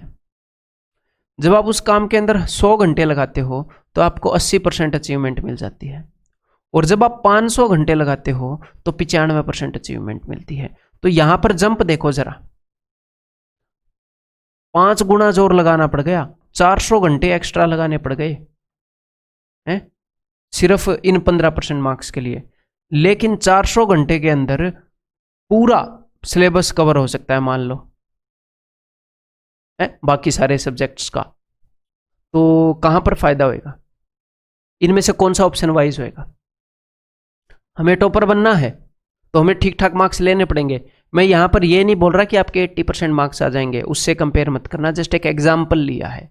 मतलब ना तो कम जोर लगाएंगे कि हमारे मार्क्स एवरेज रहें जितने सबके आते हैं, ना इतना ज़्यादा जोर लगाएंगे कि हम उस सब्जेक्ट में तो महामहिम हो जाएं और बाकी सब्जेक्ट में हम फेल हो जाएं। उतना जोर लगाएंगे कि एवरेज से ज़्यादा हमारे ठीक ठाक एक इंटेलिजेंट स्टूडेंट जितने मार्क्स आ जाएं, हैं, और हमारे पास टाइम भी बच जाए ताकि हम बाकी सब्जेक्ट्स को भी साथ में लेकर चल पड़े। ठीक है, तो मैं आपको बताऊंगा क्या क्या आपको करना है। तो भैया आपको एक गुड बुक चाहिए, जस्ट वन गुड बुक। अरियंत की ले लो, मनोहर पांडे, या ल्यूसेंट की बुक ले लो। इतनी सी बुक, जो सबसे मोटे वाली ल्यूसेंट की आती है, अरियंत की आती है, पता नहीं 120 रुपये कितने के, जो सबसे मोटे वाली आती है, पतली वाली मत ले आना, 35 रुपये वाली। ठीक है, तो वो बुक सारे सब्जेक्ट्स के लिए काफ़ी है, लेकिन उसके साथ साथ आपको एक्स्ट्रा भी कुछ चीज़ें पढ़नी पड़ेंगी। वो सारी चीज़ें मैं आपको बताऊंगा, टेंशन मत लो। ठीक है, देखो, तो जो भी एक अच्छी बुक आप लेकर आ जाओगे, उस बुक को आप पढ़ोगे, ऑफ कोर्स आप पढ़ोगे, तो उस बुक को आप नॉलेज के लिए तो यूज करोगे ही करोगे, आपको उस बुक से नॉलेज मिलेगी। लेकिन नॉलेज सिर्फ उसी बुक से नहीं आएगी। सिर्फ उसी बुक से नॉलेज लोगे तो ये नहीं है एग्जाम क्रैक नहीं होगा, एग्जाम क्रैक हो जाएगा, बट एक तो इतना ईजी नहीं होगा उस चीज को डाइजेस्ट करना, उस लैंग्वेज को हर एक बच्चा नहीं समझ पाएगा ना। ठीक है, कई प्रॉब्लम्स उसके अंदर आएंगे और कुछ छोटी छोटी ऐसी चीजें जो मिस हो जाती हैं हर एक बुक से ही। जीए की एक बुक बनाना बहुत मुश्किल होएगा कंप्रीहेंसिव किसी भी एग्जाम के लिए। तो उस बुक से हम नॉलेज तो लेंगे ही लेंगे, उस बुक को आप पढ़ने स्टार्ट करोगे, लेकिन उस बुक को हमने जीए के इंडेक्स की तरह ट्रीट करना है। इंडेक्स का क्या मतलब है? जब आप कोई भी बुक पढ़ते हो तो स्टार्टिंग में एक इंडेक्स होता है कि ये चैप्टर यहां पर है, ये चैप्टर यहां पर है, तो उस बुक को हम नॉलेज के लिए यूज करेंगे। इंडेक्स का मतलब है कि मान लो उस बुक के अंदर आप साइंस पढ़ रहे हो और साइंस के अंदर एक टॉपिक आया जाइलम एंड फ्लोएम, जो प्लांट्स के अंदर होता है। मान लो प्लांट्स के अंदर जो ट्रांसपोर्ट करने वाले टिश्यूज होते हैं, और आपको वो उस बुक से अच्छे से समझ में नहीं आया, मान लो नहीं आया समझ में, तो क्या करोगे? तो इंटरनेट पर भी उसे पढ़ लो, अलग से आपका 15-20 मिनट लगेंगे, उसके ऊपर आर्टिकल मिल जाएगा। और आजकल तो आपके मजे हो रखे हैं, आज के टाइम पर पैदा हुए हो, हर एक चीज के लिए वीडियो मिल रही है, और वो भी एनिमेटेड वीडियो दे देते हैं लोग यूट्यूब पर फ्री में। तो अगर कोई एक छोटा सा पोर्शन समझ में नहीं आ रहा है तो क्या करो, आप यूट्यूब पर उसकी वीडियो देख लो, कोई कंसाइज सी वीडियो किसी ने बता रखा हो आपको। तो इस बुक से हम नॉलेज ले रहे हैं। अगर कहीं पर भी प्रॉब्लम आ रही है, कहीं पर भी आपको लग रहा है यहां पर कुछ अंडरस्टैंडिंग मिसिंग है, उसका एक आर्टिकल पढ़ लो।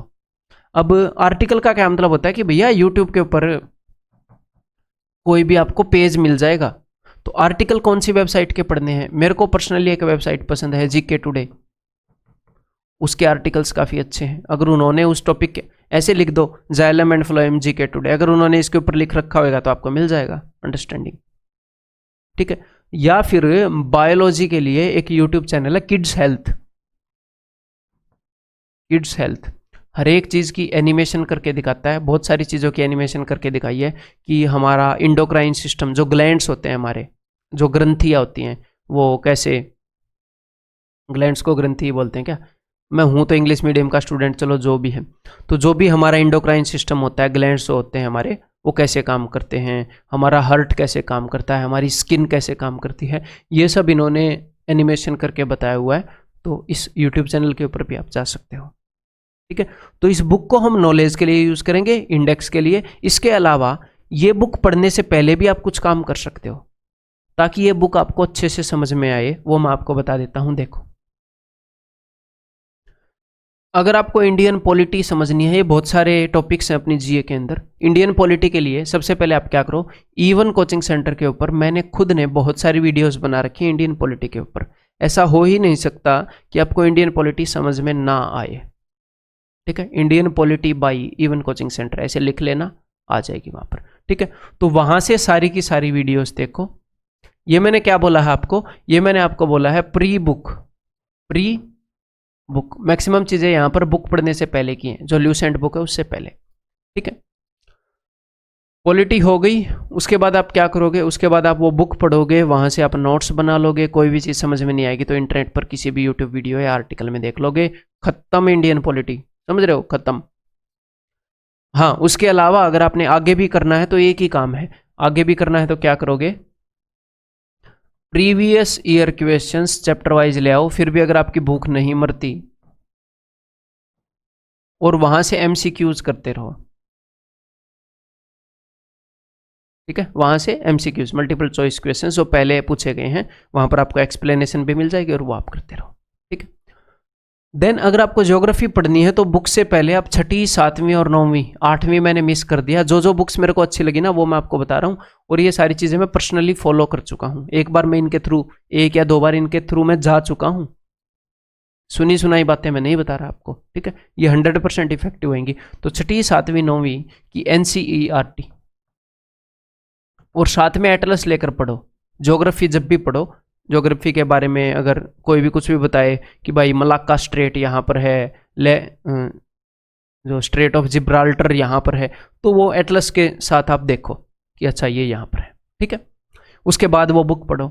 देन हिस्ट्री के लिए आप क्या करो, नॉर्मली हम जैसे हिस्ट्री पढ़ते हैं वैसे तो पढ़ो ही पढ़ो, लेकिन साथ में बायोग्राफीज भी पढ़ो।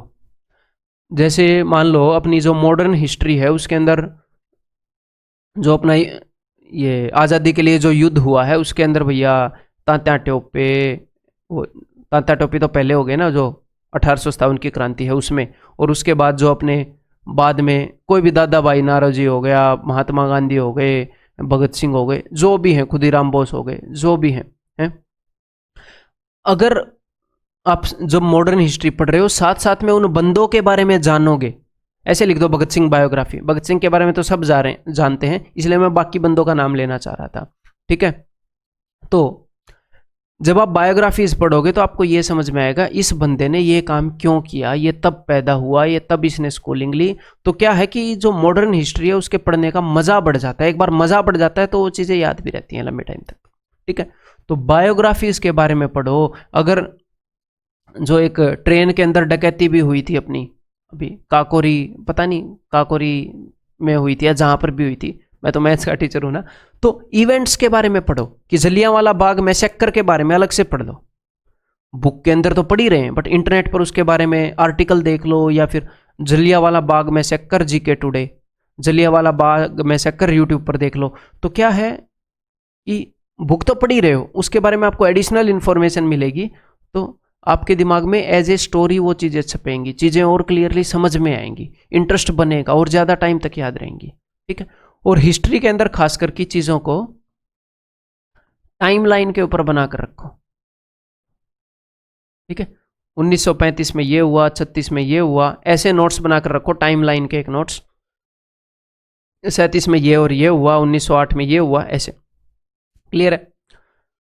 देन साइंस के लिए फिजिक्स, केमिस्ट्री और बायो आप 9th और 10th की NCERT पढ़ सकते हो, और साथ में बायो की एनिमेशंस मैंने आपको बताई, किड्स हेल्थ एक चैनल है, यूट्यूब चैनल, वहाँ पर आपको मिल जाएंगे। ठीक है, देन इकोनॉमिक्स के लिए ये मैंने कभी पढ़ी नहीं है, तो आपने करना क्या है, आप सजेस्ट करो मुझे कमेंट बॉक्स के अंदर, बिकॉज मैं ये वीडियो ऐसे नहीं बना रहा कि मैंने यूट्यूब पर किसी का देख लिया कि अच्छा इकोनॉमिक्स ऐसे पढ़ते और मैं आपको बता दूँ। जो चीज़ें मैंने खुद एक्सपीरियंस की हैं वो मैं आपको बता रहा हूँ। ठीक है, तो ये मैंने कभी पढ़ी नहीं है, तो आप सजेस्ट करना कमेंट के अंदर कि कौन सा सोर्स अच्छा रहेगा, मैं देखूंगा, फिर उनमें से मैं एक्सप्लोर करूंगा कि कौन सा अच्छा है और क्यों अच्छा है। फिर मैं आगे कभी स्टूडेंट्स को, आगे आपके जो छोटे भाई बहन आएंगे आगे, उनको मैं सजेस्ट कर दूँ आगे आने वाली वीडियोज़ में। देन करंट अफेयर्स जो है भैया, E1 के चैनल पर मैं 6 महीने की, 3 महीने की, 9 महीने की, 1 साल की बनाता रहता हूँ, तो आप वहाँ से देख सकते हो, या फिर किसी भी यूट्यूब चैनल से जहाँ से आपको पसंद है वहाँ से देख सकते हो। और मैं जब भी करंट अफेयर बनाता हूँ अपने इस चैनल के ऊपर, मैं हमेशा यही कोशिश करता हूँ कि आम से आम भाषा के अंदर आपको बताऊँ, और आपके दिमाग में सीधी के सीधी वो बात बैठ जाए।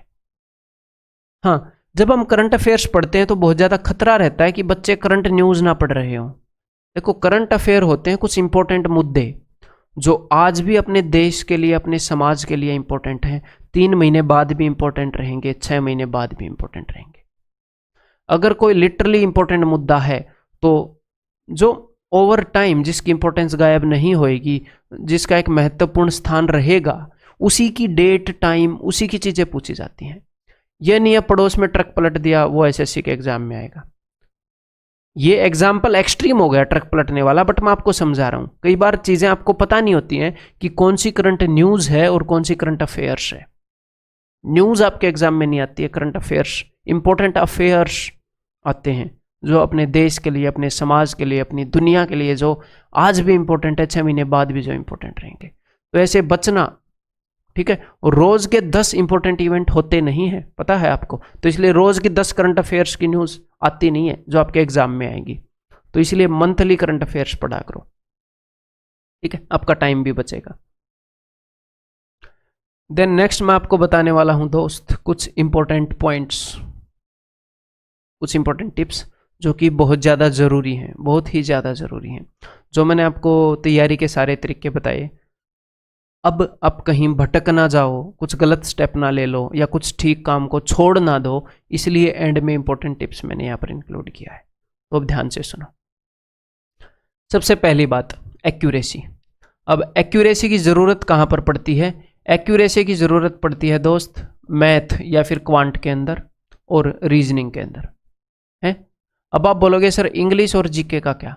इंग्लिश और जीके के अंदर एक्यूरेसी की ज़रूरत नहीं पड़ती। इंग्लिश और जीके में उसी बंदे के क्वेश्चन गलत होते हैं जो खुद से ईमानदार ना हो। जीके में आपको साफ पता होता है कि आपको ये आता है या नहीं आता। आप ये नहीं बोल सकते कि मेरे को 50% आता है। आपने पहले पढ़ा है बट आज वो आपको नहीं आता, आपको रिकॉल नहीं कर पा रहे आप, ये मतलब बोलो 50% आता है। आपको पता है 2 ऑप्शन नहीं है बट 2 ऑप्शन में आप श्योर नहीं हो, तो आपको नहीं आता है। आता का मतलब ये होता है कि इसका आंसर ये है और मुझे आता है और मैं गलत नहीं हूं। तो जीके में आपको 50% आता नहीं हो सकता। आपको खुद के प्रति ईमानदार होना पड़ेगा कि ये क्वेश्चन एक्चुअल में मेरे को आता है या नहीं आता। मैं तुक्का तो नहीं मार रहा हूं। ऐसा ही काम इंग्लिश में होता है। इंग्लिश में जनरली सभी को लगता है मेरे को आता है, मेरे को आता है, क्योंकि वो लैंग्वेज है, पता तो चलता नहीं कि आपको आता है कि नहीं।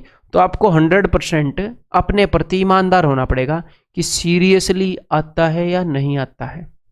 कई लोग तो एंटोनिम सिनोनिम में भी ये बोल देते हैं कि मेरे को 50% आता है।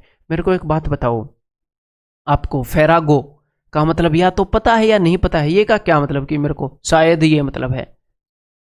भैया क्लियर कट या तो पता है या नहीं पता, ऐसा ही होता है, ठीक है।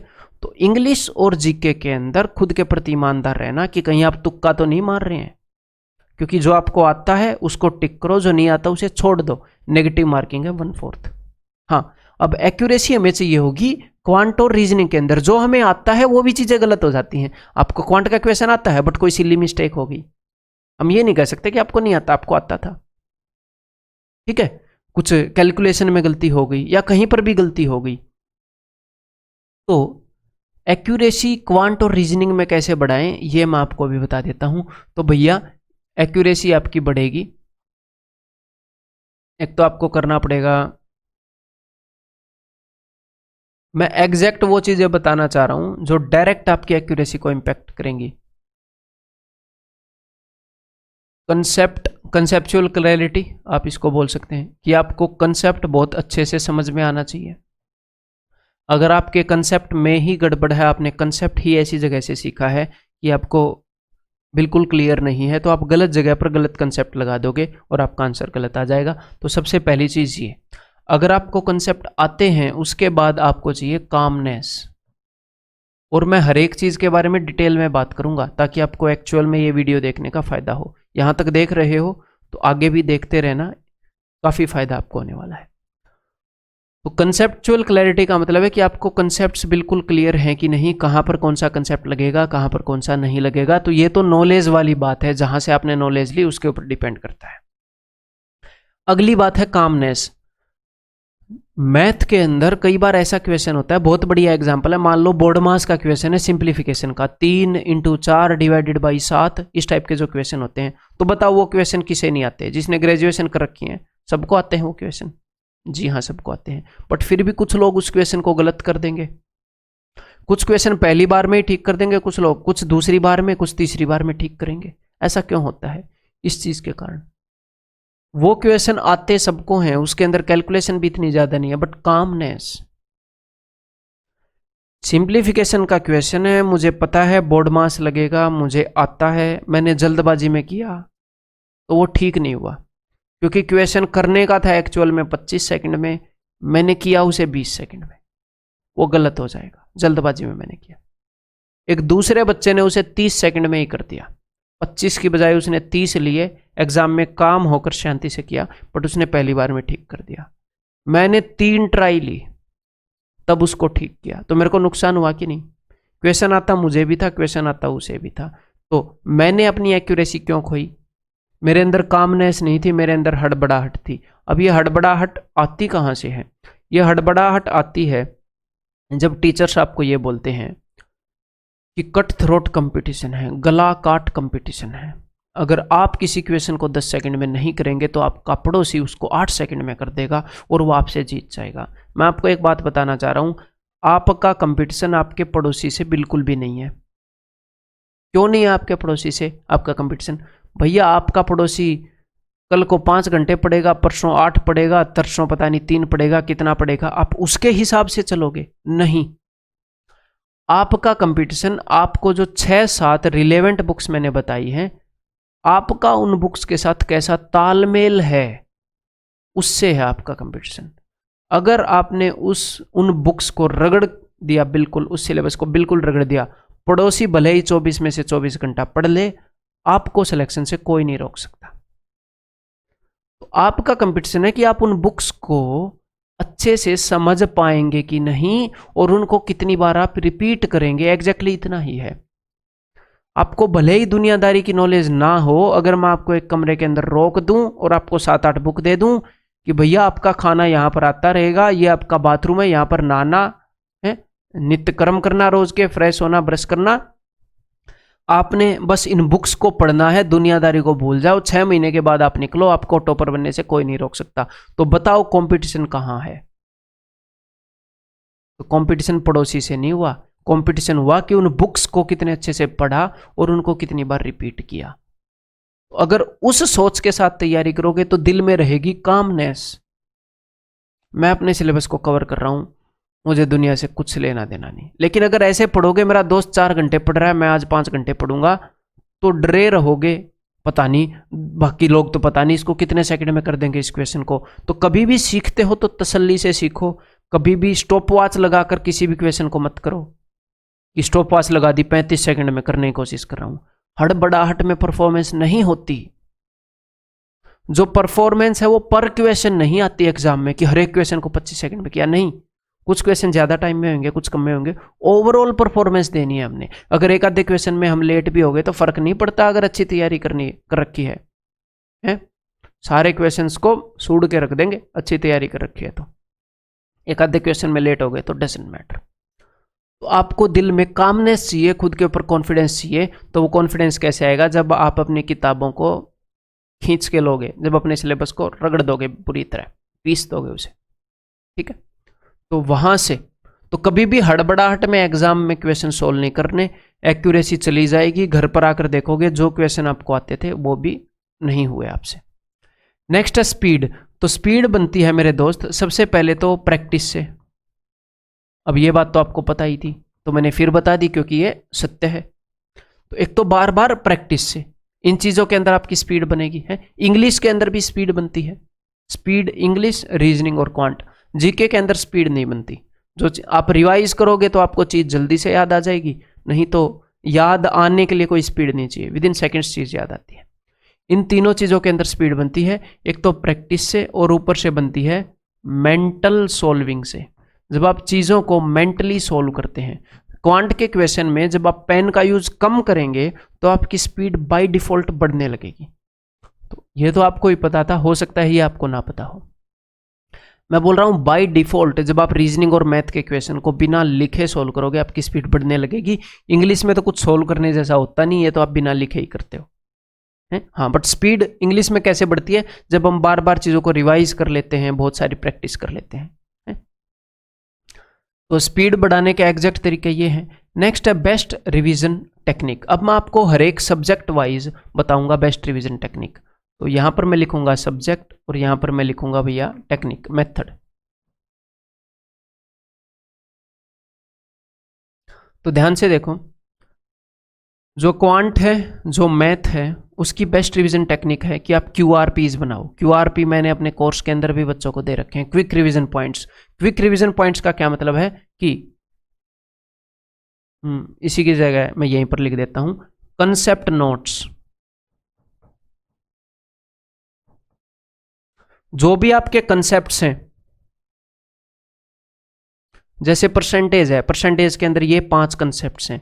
मैं क्वेश्चन के टाइप लिखने को नहीं बोल रहा, मैं कंसेप्ट लिखने को बोल रहा हूँ। फर्क होता है क्वेश्चन के टाइप में और कंसेप्ट में। एक कंसेप्ट के अंदर कई टाइप के क्वेश्चंस आते हैं, ठीक है। कंसेप्ट का मतलब है कि एक अंडरस्टैंडिंग कंसेप्ट, क्वेश्चन का टाइप नहीं बोल रहा, ठीक है। तो क्वांट के अंदर आपने कंसेप्ट्स के नोट्स बनाने हैं कि परसेंटेज में ये कंसेप्ट है कि भैया परसेंटेज इंक्रीज को ऐसे ऐसे लिख सकते हैं, परसेंटेज कंबाइन ऐसे कर सकते हैं। जब आप मेरे वीडियोस देखोगे, कोई भी वीडियो आप देखोगे जहां पर मैं टॉपिक पढ़ा रहा हूं, आपको पता लग जाएगा कंसेप्ट क्या है और क्वेश्चन का टाइप क्या है, अगर अच्छे से आप ऑब्जर्व कर पाए। तो कंसेप्ट के नोट्स बनाने हैं, तो परसेंटेज के जो नोट्स हैं वो सिर्फ एक पेज पर खत्म हो जाएंगे। प्रॉफिट एंड लॉस के नोट्स एक पेज पर खत्म हो जाएंगे जब आप कंसेप्ट्स के नोट्स बनाएंगे। तो जब आपका एग्जाम पास आता है तो कंसेप्ट्स को रिवाइज करना होता है, ना कि क्वेश्चंस को। क्वेश्चंस को तो हम मॉक टेस्ट के थ्रू करते रहते हैं, ठीक है। क्वेश्चंस को नहीं रिवाइज करना होता, उन कंसेप्ट्स को बार बार रगड़ना होता है। तो ज्योग्राफी के जो नोट्स हैं वो, सॉरी ज्योमेट्री के, वो 5 से 6 पेज में खत्म हो जाएंगे या 7-8 पेज में खत्म हो जाएंगे मैक्स, अगर आप कंसेप्ट्स को रिवाइज करोगे तो, ठीक है। ऐसे ही रीजनिंग के अंदर आपने क्या करना है, रीजनिंग के अंदर भी कंसेप्ट नोट्स बना सकते हो, बट रीजनिंग के कंसेप्ट भूलते नहीं हो आप। एसएससी की रीजनिंग की अगर मैं बात करूं, तो रीजनिंग के लिए जो रिवीजन, बेस्ट रिवीजन टेक्निक होएगी वो होएगी 25 क्वेश्चंस का सेट। 25 क्वेश्चंस का सेट करो, ठीक है। हफ्ते में 3 बार, एक दिन छोड़कर एक दिन, एक दिन छुट्टी ले लो भले ही संडे को। बेस्ट रिवीजन टेक्निक है।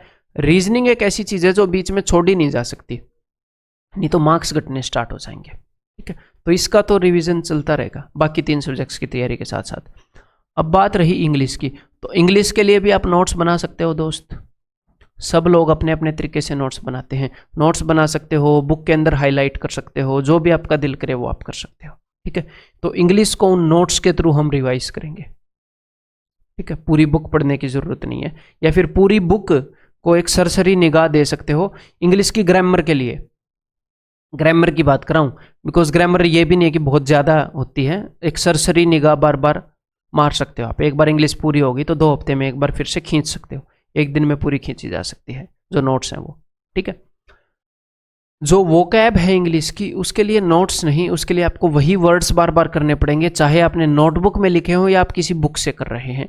जो मैंने आपको previous year chapter wise book बताई थी कि रोज 20-20 करने हैं, चाहे आप उस बुक से कर रहे हैं, उस बुक से भी आप कर सकते हो। अगर आपने अलग से नहीं लिखे हैं कोई दिक्कत नहीं है, लिखना जरूरी नहीं है, तो आप वहां से भी। तो जो वोकैब है उसका तो रिपीटिशन चाहिए ही चाहिए होगा, उसका रिविजन तो होता रहना चाहिए।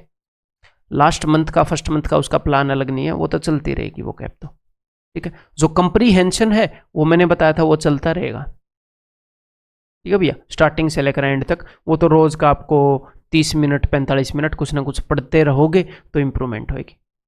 देन इसके बाद बच गया भैया जीके। तो दोस्त जीके के भी नोट्स, जो भी नॉर्मल आप नोट्स बनाते हो उन्हीं नोट्स की मैं बात कर रहा हूँ, कुछ स्पेशल बात नहीं कर रहा। हाँ, बस यहीं पर QRP थे, थोड़े से अलग थे। रीजनिंग के अंदर भी QRP हैं, बट वो 25 क्वेश्चन जरूरी है, ठीक है। और जीके के अंदर क्या हो जाएगा, वो नोट्स हो जाएंगे। जो भी आप बनाते हो उन नोट्स का रिविजन करते रहो। तो ये हो गई best revision techniques. Then next चीज है दोस्त मॉक टेस्ट की। मॉक टेस्ट आप कैसे दोगे? तो मॉक टेस्ट अगर आपने टीयर 1 के देने हैं, SSC CGL टीयर 1 के, तो आप क्या करो, आप लास्ट 3 ईयर्स के प्रीवियस ईयर पेपर्स दे लो, लास्ट 3 साल के प्रीवियस ईयर पेपर्स, CGL के भी, CHSL के भी, CPO के भी। अब आप बोलोगे CPO तो 50-50 क्वेश्चन आते हैं, तो क्या भाई दे लो, वही क्वेश्चन रिपीट होंगे, ठीक है, दे लो, कोई दिक्कत नहीं, उसमें टाइम भी ज़्यादा मिलता है, ऐसी टेंशन मत लिया करो, है। हाँ, अगर वो नहीं देने बोले मैं तो CPO के नहीं दूंगा, तो लास्ट 4 साल के इंक्लूड कर लेना, ठीक है। जब से ऑनलाइन हुआ है 2016 से, तब से लेकर अब तक आप अगर टीयर 1 के देने हैं तो सिर्फ CHSL वाला सिर्फ CHSL के ना दे, दोनों के दो। समझ में आ गई बात? तो मॉक टेस्ट आपको कहीं और खोजने ही ना पड़ेंगे। और अगर आपको प्रीवियस ईयर पेपर डाउनलोड करने हैं तो इवन की ऐप के अंदर कुछ तो अपलोड हो चुके हैं, कुछ धीरे धीरे आगे और भी अपलोड हो जाएंगे, ऐप को जाकर देखो एक बार। टीयर 2 के लिए आप लास्ट 10 ईयर्स के पेपर्स को सॉल्व जरूर करो, ठीक है, जब एक बार आपका सिलेबस हो जाए। But as a mock test last 2 to 3 years के दो, लास्ट 2-3 ईयर्स के एज ए मॉक टेस्ट। अगर आपने टीयर 2 के पेपर देने हैं तो लास्ट 2-3 ईयर्स के एज ए मॉक टेस्ट आप दो। क्लियर है? तो ये मॉक टेस्ट है। इसके बाद ही किसी वेबसाइट पर जाना, अगर आपने जाना है किसी वेबसाइट पर परचेज करने, नहीं तो आजकल बहुत इर्रिलेवेंट मॉक टेस्ट बना रहे हैं, ठीक है। और ये जो मॉक टेस्ट हैं ये आपने देने कैसे हैं? अगर आपने खामखा ऐसे ही ये मॉक टेस्ट दे लिए ना और अटेम्प्टिंग स्ट्रेटजी नहीं लगाई, तो मैं बताता हूँ मॉक टेस्ट देने का फायदा ही नहीं होगा। मॉक टेस्ट देने का फायदा क्या होता है? मेरे को एक बात बताओ, मॉक टेस्ट देने का क्या फायदा है? Mock drill. मॉक ड्रिल किसको बोलते हैं? कि अर्थक्वेक आ गया, उसकी मॉक ड्रिल, कि जब एक्चुअल में अर्थक्वेक आ जाए तो हमें ऐसा करना है। तो मॉक टेस्ट होता है जब एक्चुअल में एग्जाम आ जाए तो हमें ऐसा करना है। तो एक्चुअल एग्जाम में आप अटेम्प्टिंग स्ट्रेटजी लगाओगे कि नहीं लगाओगे? लगाओगे। तो मॉक टेस्ट के अंदर कई लोग अटेम्प्टिंग स्ट्रेटजी नहीं लगाते हैं, वहां पर तो ऐसे ही चले हुए होते हैं, फिर एक्चुअल एग्जाम में जाकर हाथ पैर फूलते हैं, अटेम्प्टिंग स्ट्रेटजी गंदी लगाते हैं, फिर सिलेक्शन नहीं होता। बहुत बढ़िया तैयारी करते हुए स्टूडेंट देखे मैंने, मतलब मेरे को ये लगा यार मजा आ जाएगा, तू जब एग्जाम देकर आएगा, तूने ऐसी तैयारी कर रखी है, बट उसने वहां पर जाकर इतनी गंदी अटेम्प्टिंग स्ट्रेटजी लगाई, फेल होकर आ गया। नॉलेज की कमी नहीं थी, प्रैक्टिस की कमी नहीं थी, तीसरी चीज की कमी थी, अटेम्प्टिंग स्ट्रेटजी की कमी। अगर आप भी उसकी कमी करोगे आपके साथ भी सेम ही होगा, ठीक है। अब हम अटेम्प्टिंग स्ट्रेटजी के बारे में जानेंगे और वही चीज हम मॉक टेस्ट के ऊपर लगाएंगे, तो हम फेल हो ही नहीं सकते। मैं आपको बताता हूं, कई लोग ये बोलते हैं कि मैंने अच्छी तैयारी की, मैंने अच्छी प्रैक्टिस की, फिर भी मैं एसएससी में सिलेक्ट नहीं हुआ। अगर ऐसे बंदे एसएससी में नहीं सिलेक्ट होते ना, जिन्होंने अच्छी नॉलेज ली, अच्छी प्रैक्टिस ली, फिर उसका पड़ोसी भी सिलेक्ट नहीं होता। क्यों नहीं होता? वो उसको बोलेगा भाई साहब 1 साल तक जो मैंने जोर लगाया ना फिर भी एसएससी नहीं निकला, इतनी मुश्किल चीज है, तेरा भी नहीं निकलेगा। उसका भी कॉन्फिडेंस डाउन करेगा, दोनों साइड वाले पड़ोसियों को मार देगा।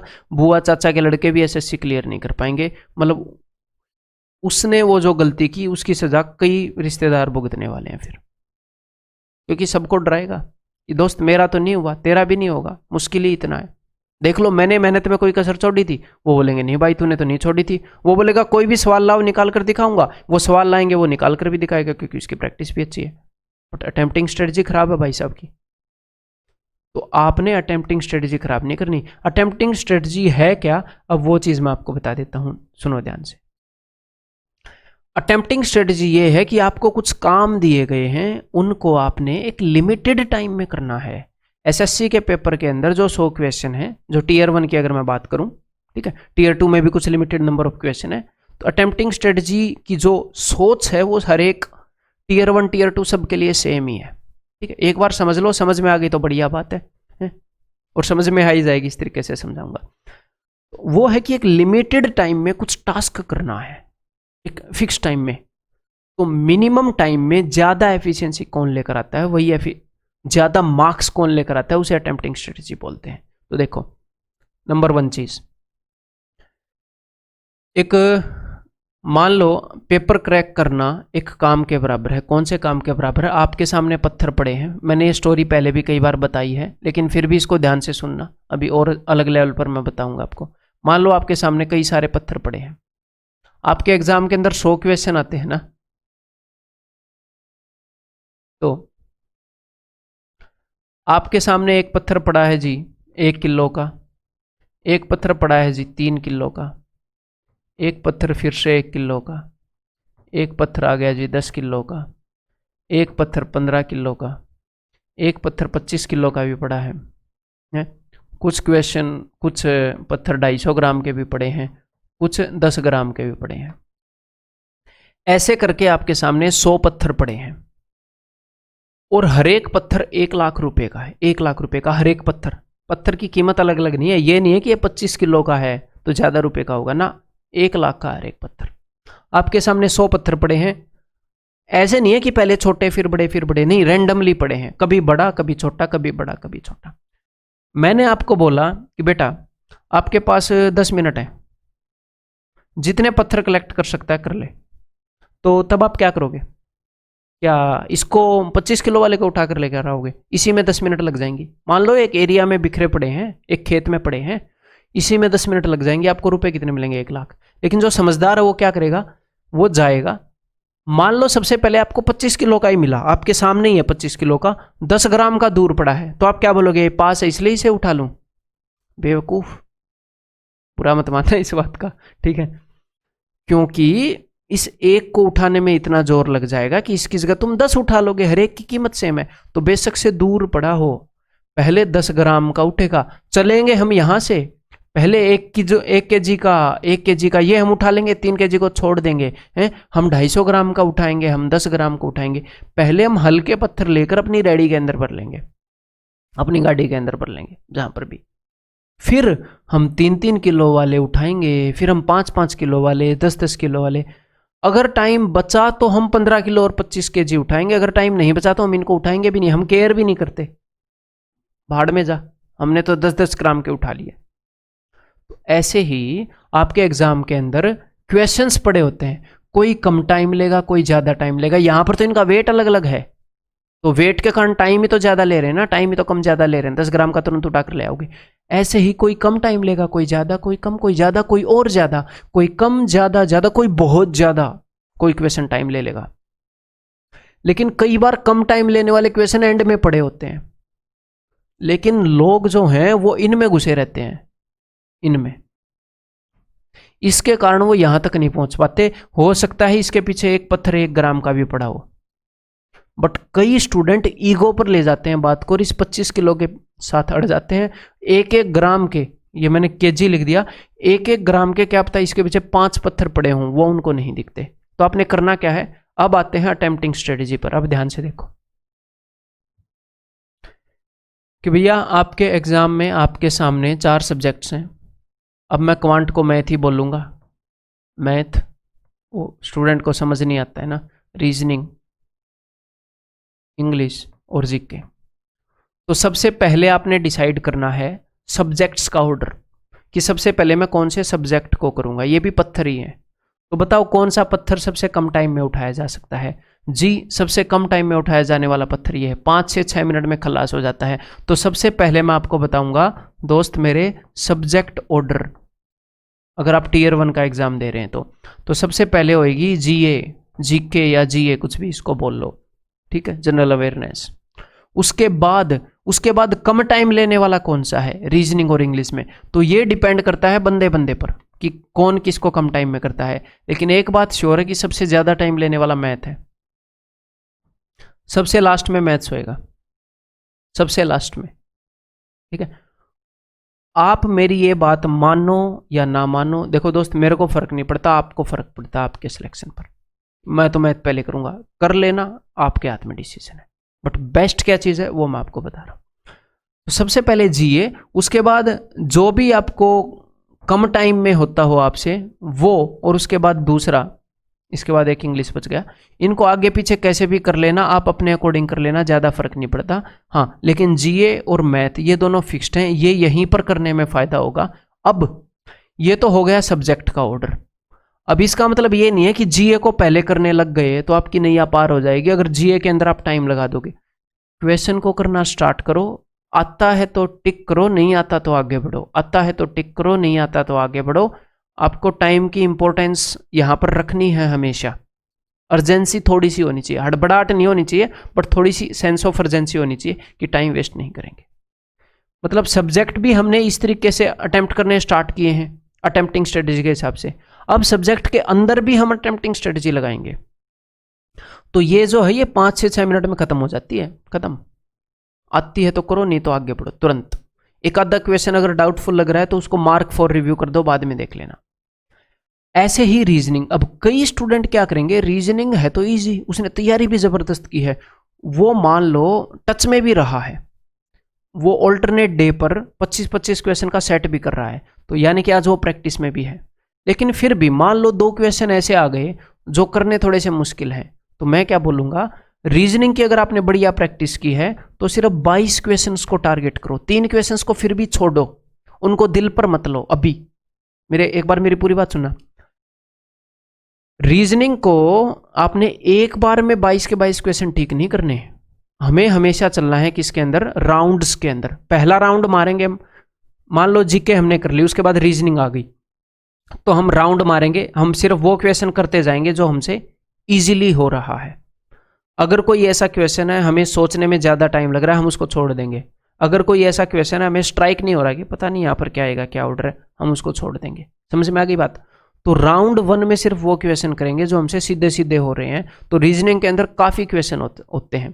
राउंड 1 में हो सकता है 15, 17, 18, क्या पता कितने क्वेश्चन कर जाओ, 18 भी कर जाओ 25 में से, आपकी तैयारी पर डिपेंड करता है। तो राउंड 1 में सिर्फ वो क्वेश्चन जो आपको सीधा सीधा पता है कि ऐसे करने हैं। उसके बाद राउंड 2 में वो क्वेश्चन जो आपको पता है कि आपसे हो सकते हैं बट थोड़ा सा टाइम लेने वाले थे वो। उसके बाद हो सकता है आपसे 2-3 क्वेश्चन बच जाएं, फिर भी बच जाएं क्योंकि इजी है, लेकिन फिर भी एक आधे क्वेश्चन ऐसे आ जाते हैं, तो उनको दिल पर मत लेना। उन 3 क्वेश्चंस को छोड़कर आगे बढ़ जाओ। मैं आपको बताता हूं, आपको फायदा होगा। लिटरली आपको लगेगा सर इतना टाइम थोड़ी होता है कि वापस से इसके ऊपर आए। मेरी बात मानो, यही काम घर पर करके देखो, टाइम बचेगा कि नहीं। एग्जाम में करके क्यों देखोगे, घर पर करके देखो ना। यही तो अटेम्प्टिंग स्ट्रेटजी मॉक टेस्ट में लगाने वाले हैं। तो फिर आप बढ़ जाओ इंग्लिश के ऊपर, पहले किसी को भी कर लेना इन दोनों में से, ठीक है। तो इंग्लिश में आप करते रहे उन क्वेश्चंस को छोड़ दो जैसे कि रीडिंग कंप्रीहेंशन, जम्बल्ड, जो ज्यादा टाइम लेते हैं, जिनके अंदर कुछ सोचना पड़ता है, इस टाइप की चीजों को। जो सीधी सीधी स्ट्रेट अवे होती चलती हैं उनको करते चलो। राउंड 1। राउंड 2 के अंदर वो करो जिनको सोचने में थोड़ा टाइम लग रहा था, कंप्रीहेंशन कर लो अभी, ठीक है। जो क्वेश्चन नहीं आता उसको छोड़कर चले जाओ।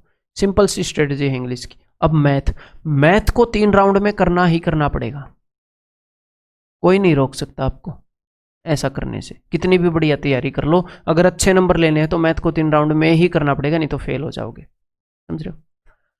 अब करना क्या है दोस्त, यहां पर राउंड 1 के अंदर सिर्फ वो क्वेश्चन करने हैं जो आपको आते हैं, जो क्वेश्चन पढ़कर आपको पता है कि ये करना है, जिसका आपको पता है कि ये करना है, और वो कम टाइम ले रहे हो। राउंड 1 हो सकता है आप 12 क्वेश्चन कर पाओ, 15 कर पाओ, 18 कर पाओ, 20 कर पाओ, डिपेंड्स अपॉन योर प्रिपरेशन किसी भी लेवल की हो, लेकिन फॉलो यही करना पड़ेगा अगर आप ज़्यादा मार्क्स चाहते हो तो राउंड 1 में वो क्वेश्चन करने हैं जो आपको पता है, स्टेटमेंट पढ़ी आपने, पहले किए हुए हैं, आपको सोल्व करने का रास्ता पता है, ठीक है, वो आपने कर लिए।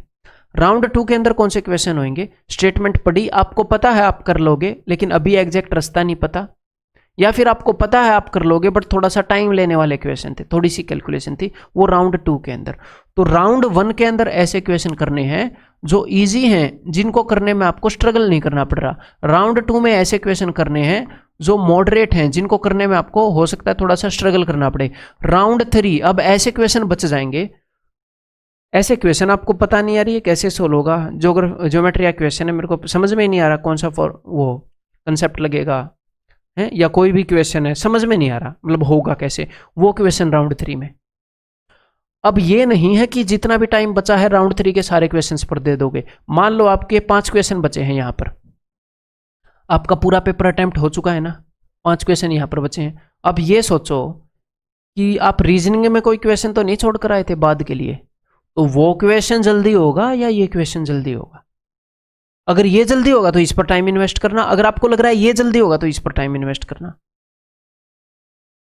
इंग्लिश में एक आधे क्वेश्चन तो नहीं छोड़ के आ गए बाद में देखने के लिए, या जीके में, तो जब एक बार 3 राउंड तक यहां पर पहुंच जाओ, फिर एनालाइज करो कि कहीं पर कुछ मैं ऐसी चीज छोड़कर तो नहीं आया हूं दोबारा देखने के लिए, फिर उसको देखोगे और अपने टाइम को अपने अकॉर्डिंग मैनेज करोगे, जो आपको लगेगा कि ये जल्दी हो सकता है, क्योंकि हर एक क्वेश्चन 1 नंबर का है। तो कभी भी भारी पत्थर को नहीं चिपकना, ईगो पर नहीं लेना कि भैया मैं तो इसको करके रहूंगा, ये क्वेश्चन नहीं हुआ, परसेंटेज मेरा बहुत ही सॉलिड चैप्टर है। देखो ये मत सोचना परसेंटेज इजी है ट्रिग्नोमेट्री मुश्किल है ना। ट्रिग्नोमेट्री में ऐसे क्वेश्चन भी हो सकता है 3 क्वेश्चन ट्रिग्नोमेट्री के आए, 4 आए और वो सारे ऐसे आ जाएं आपसे हो जाएं, और 2 क्वेश्चन परसेंटेज के आए और 1 आपसे होना।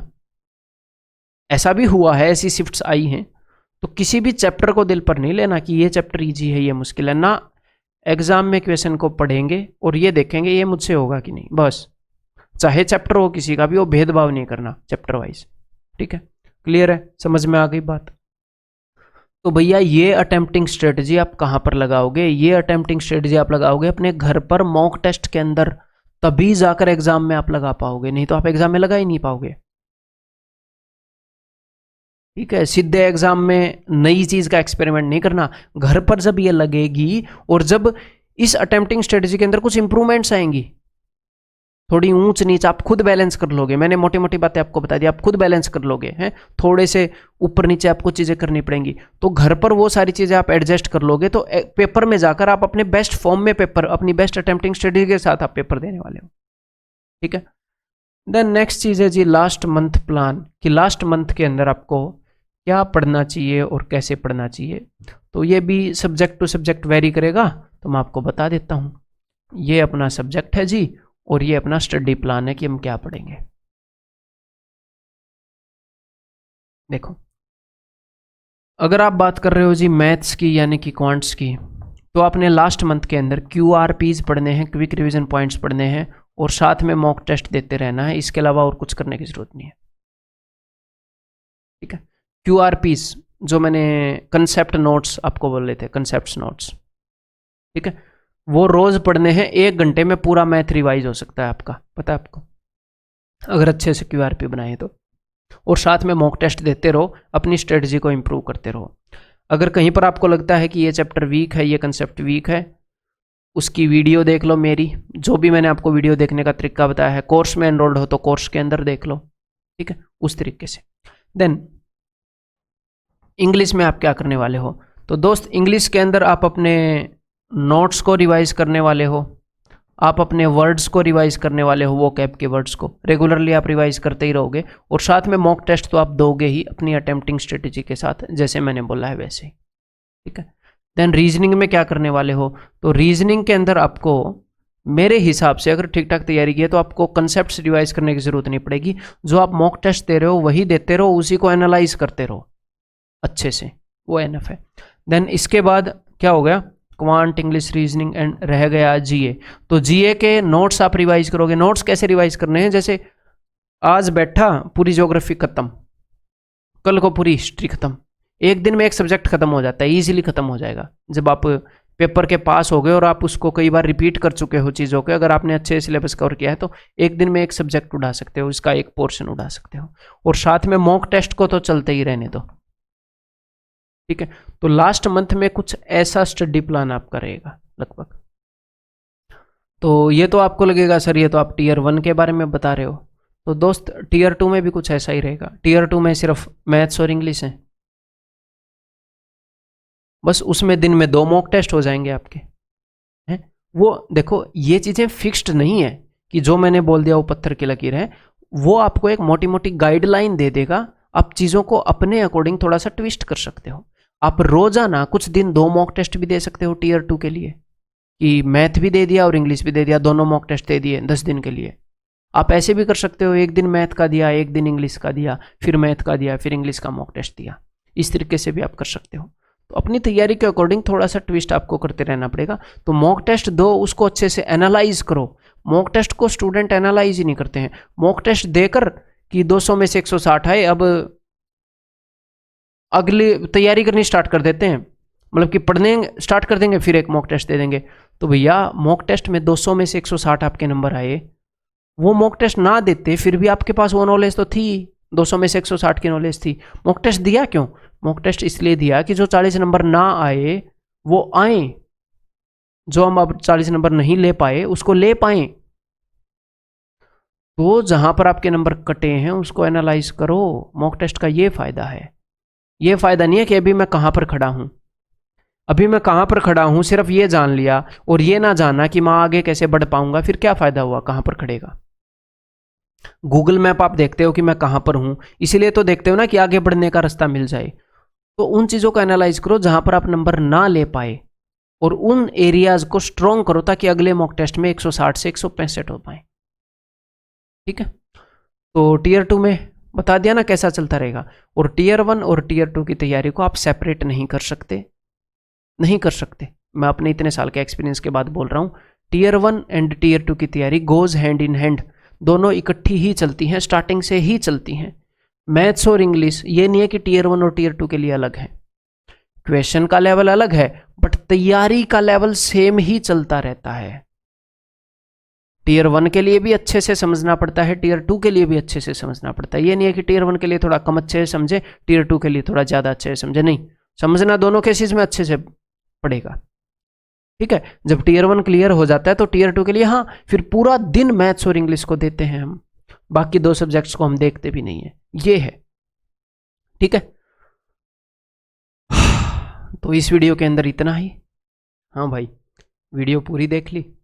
वीडियो को पूरी देखने के लिए भी एक जज्बा तो चाहिए, इतनी बड़ी वीडियो को पूरी देखने के लिए एटलीस्ट एक लेवल ऑफ सीरियसनेस तो चाहिए, जो कि मैं सोच रहा हूँ आपके अंदर है। बीच में टाइम स्टैम्प पर क्लिक करके तो नहीं है ना, यहाँ पर सारे पॉइंट्स को देख लीजिएगा, आपको बहुत फ़ायदा होगा।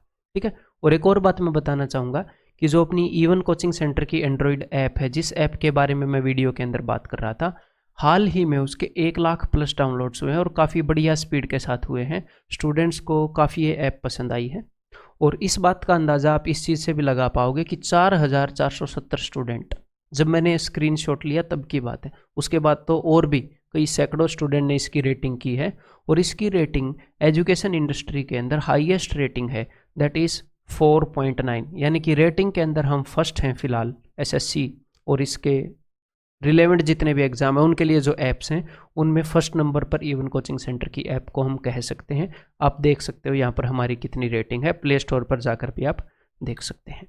ठीक है, तो इस ऐप के अंदर क्या क्या अवेलेबल है वो मैं आपको बता दूंगा। यहाँ पर फोटो उतना अच्छा नहीं दिख रहा होगा आपको ऐप का, लेकिन इसके अंदर आपको प्रीवियस ईयर पेपर्स जो कि काफ़ी हद तक अपलोड हो चुके हैं और आगे भी अपलोड होते रहेंगे। यहाँ पर जिन फ्री कोर्सेज की मैं बात कर रहा था आपको फ्री कोर्सेज मिलेंगे, मेन जो टैब्स हैं उनके बारे में मैं आपको बता दूंगा। और जिन पेड कोर्सेज की मैं बात कर रहा था इवन कोचिंग सेंटर जो प्रोवाइड करता है वो आपको यहाँ पर मिल जाएंगे। ठीक है, अगर आपको इनमें से कोई भी फैसिलिटी चाहिए तो आप इस एंड्रॉयड ऐप को इस वीडियो के डिस्क्रिप्शन में लिंक है वहाँ से डाउनलोड कर सकते हैं। ठीक है, अगर आपको पेड कोर्सेज में एनरोल करना है तो इस टैब के ऊपर क्लिक करके आप एनरोल कर सकते हैं। और कुछ भी आपके मन में शंका हो, आपने कुछ भी हमसे पूछना है कोर्सेज के अंदर एनरोल करने से पहले कि इसके अंदर क्या मिलेगा क्या नहीं मिलेगा, 100% छोटी से लेकर बड़ी से बड़ी सारी चीज़ें कवर वहाँ पर की जाती हैं। तो आप इस नंबर के ऊपर भी कॉल करके हमसे पूछ सकते हो। ठीक है, और बाकी अगर आप कोर्सेज के अंदर एनरोल नहीं करने के फिलहाल लायक हैं तो कोई दिक्कत नहीं है, निराश नहीं होना है। हर साल ऐसे स्टूडेंट हैं जो सेल्फ स्टडी से सिर्फ सेलेक्ट नहीं होते, बढ़िया नंबर लाते हैं, बढ़िया रैंक लाते हैं। तो जिन फ्री कोर्सेज की मैं बात कर रहा था वो आपको यहाँ पर अवेलेबल मिल जाएंगे और उनको यूज़ करने के लिए जो मैंने आपको तरीका बताया है वो सारी वीडियोस अपने यूट्यूब चैनल पर भी मिल जाएंगी। तो जो भी मैंने तरीका बताया है उसको आप फॉलो करिएगा। ठीक है, और जल्द ही हम इस टैब के ऊपर भी आपको काफ़ी कुछ चीज़ें देने की कोशिश करेंगे। तो इस वीडियो के अंदर मैं इतना ही कहना चाहूँगा। उम्मीद करता हूँ कि ये जो मेरे एफर्ट्स हैं आपको समझाने के लिए, इतने प्यार से मैंने आपको समझाया है ये सारी चीज़ें, इनको आप वेस्ट नहीं होने देंगे। आप अपनी तैयारी में ये जो एफर्ट्स हैं ये काफ़ी रंग खिलाएंगे और जब आपकी तैयारी होगी तो आप मुझे ईमेल करेंगे कि सर मेरा सिलेक्शन हो गया है, आपने मेरे को वो सारी बातें बताई थी। ठीक है, तो मैं आपको अपनी मेल बता देता हूँ। बहुत सारे स्टूडेंट्स ये मेल आते हैं evenamritsar@gmail.com। यहाँ पर मेल करिएगा अपने सिलेक्शन के बाद और गांठ बांध लीजिएगा। आज क्या गांठ बांध लेनी है कि कोई भी बंदा अगर आपको डराए कि एसएससी इतना मुश्किल है, सीडीएस इतना मुश्किल है, सीएचएसएल इतना मुश्किल है, जॉब लेना बहुत भयानक है, तो मैंने आपको इस वीडियो के अंदर क्या बताया था, दुनिया में कितना ही कंपटीशन हो, अगर आपके और आपकी किताबों के बीच में बढ़िया संबंध है तो आपको जॉब लेने से कोई नहीं रोक सकता, कोई भी काम करने से कोई नहीं रोक सकता। तो उस जज्बे के साथ आप लगेंगे, मैं ये नहीं बोल रहा कि आपके रास्ते में रुकावटें नहीं आएंगी, आप तैयारी करते करते निराश नहीं होंगे, बीच में कभी कभी आपका मूड खराब नहीं होगा, आपको सेल्फ डाउट भी होगा, आपको ये भी लगेगा कि मैं ठीक रास्ते पर चल रहा हूँ कि नहीं। ठीक रास्ते पर चलते हुए भी ये लग जाता है कि मैं पता नहीं ठीक रास्ते पर चल रहा हूँ कि नहीं। कभी कभी ऐसा भी टाइम आएगा कि आपकी इंप्रूवमेंट नहीं होगी, पर डरना नहीं है, याद रखना ये होगा। तो जब वो हो तो याद रखना मैंने बताया था कि होगा, बस आगे बढ़ते रहना, वो इम्प्रूव भी होगा, ये भी याद रखो। और अगर आप लगे रहे, यही तो खासियत है जीतने वालों की, कि जब खुद के ऊपर डाउट आता है तो जो बंदे हार जाते हैं वो छोड़ देते हैं कि यार पता नहीं होगा कि नहीं होगा, पता नहीं मैं ठीक रास्ते पर हूँ कि नहीं हूँ। लेकिन जो लगे रहते हैं कि नहीं भाई कोई नहीं, नहीं हो रही इंप्रूवमेंट, कोई नहीं, हम लगे रहें, हम इस रास्ते पर लगे रहें लगे रहें लगे रहें, फिर एक दिन क्या होता है, उनकी इंप्रूवमेंट होती है, उनके मार्क्स बढ़ते हैं, उनके ऑलमोस्ट 100% मार्क्स भी आते हैं, किसी सब्जेक्ट में फुल आउट ऑफ फुल भी आते हैं, और वो एक दिन टॉपर्स में होते हैं जो लगातार लगे रहते हैं, जो इन चीज़ों को बार बार करते रहते हैं। तो इन बातों को ध्यान रखिएगा। मैं बस यही चीज़ एक्सपेक्ट कर रहा हूँ सबसे ज़्यादा, कि मेरे पास मेल आए और आप मेरे को ये बोलो कि सर मैं इस एग्ज़ाम के अंदर सेलेक्ट हो गया। और एक बार एक एग्ज़ाम की अगर आपने अच्छे से तैयारी कर ली तो आपने देखा होगा लोग एक बार में एक एग्ज़ाम में सिलेक्ट नहीं होते, फिर धड़ाधड़ लगातार उसी साल वो कई सारे एग्ज़ाम्स निकालते हैं, क्योंकि एक बार उनको पता लग जाता है कि अच्छा ये है एग्ज़ाम क्रैक करने का तरीका, ऐसे क्रैक हो रहे हैं, ऐसे पढ़ना पड़ रहा है, ऐसे स्ट्रेटजी लगानी है, फिर आप कई सारी जॉब्स के अंदर सेलेक्ट हो जाओगे। और मेरे पास मतलब सैकड़ों स्टूडेंट है जिनका मुझे पता है कि एक जॉब में नहीं कई जॉब्स के अंदर वो सिलेक्टेड है। तो दैट्स ऑल, आज से अपना साथ दीजिएगा, मेरी गाइडेंस भी आपके साथ है, तो हम दोनों मिलकर कुछ गुल खिलाते हैं, कुछ अच्छी सक्सेस पाते हैं। टेक केयर, जल्दी ही बहुत ही बेहतरीन वीडियो के अंदर आपको मैं आगे मिलूंगा। और हाँ, अगर आपने चैनल को सब्सक्राइब नहीं किया है तो किस खेत की मूली हो, इतनी लंबी वीडियो देख ली फिर भी सब्सक्राइब नहीं किया है, सब्सक्राइब कर लो ताकि आगे आने वाली वीडियोस आप मिस ना करो। Take care. हेलो डियर, मेरा नाम है भूतेश पाल सुहाग और मैंने ये सारे एग्जाम्स क्लियर किए हैं। एसएससी, सीडीएस और रेलवे एग्जाम्स के लिए मेरा एक मैथ्स कोर्स है जहाँ पर मैं टोटली रिलेवेंट और फुल सिलेबस तो कवर करता ही हूँ, लेकिन साथ में एनिमेशन का यूज करते हुए हर एक कंसेप्ट की कंप्लीट विजुअलाइजेशन भी करवाता हूँ।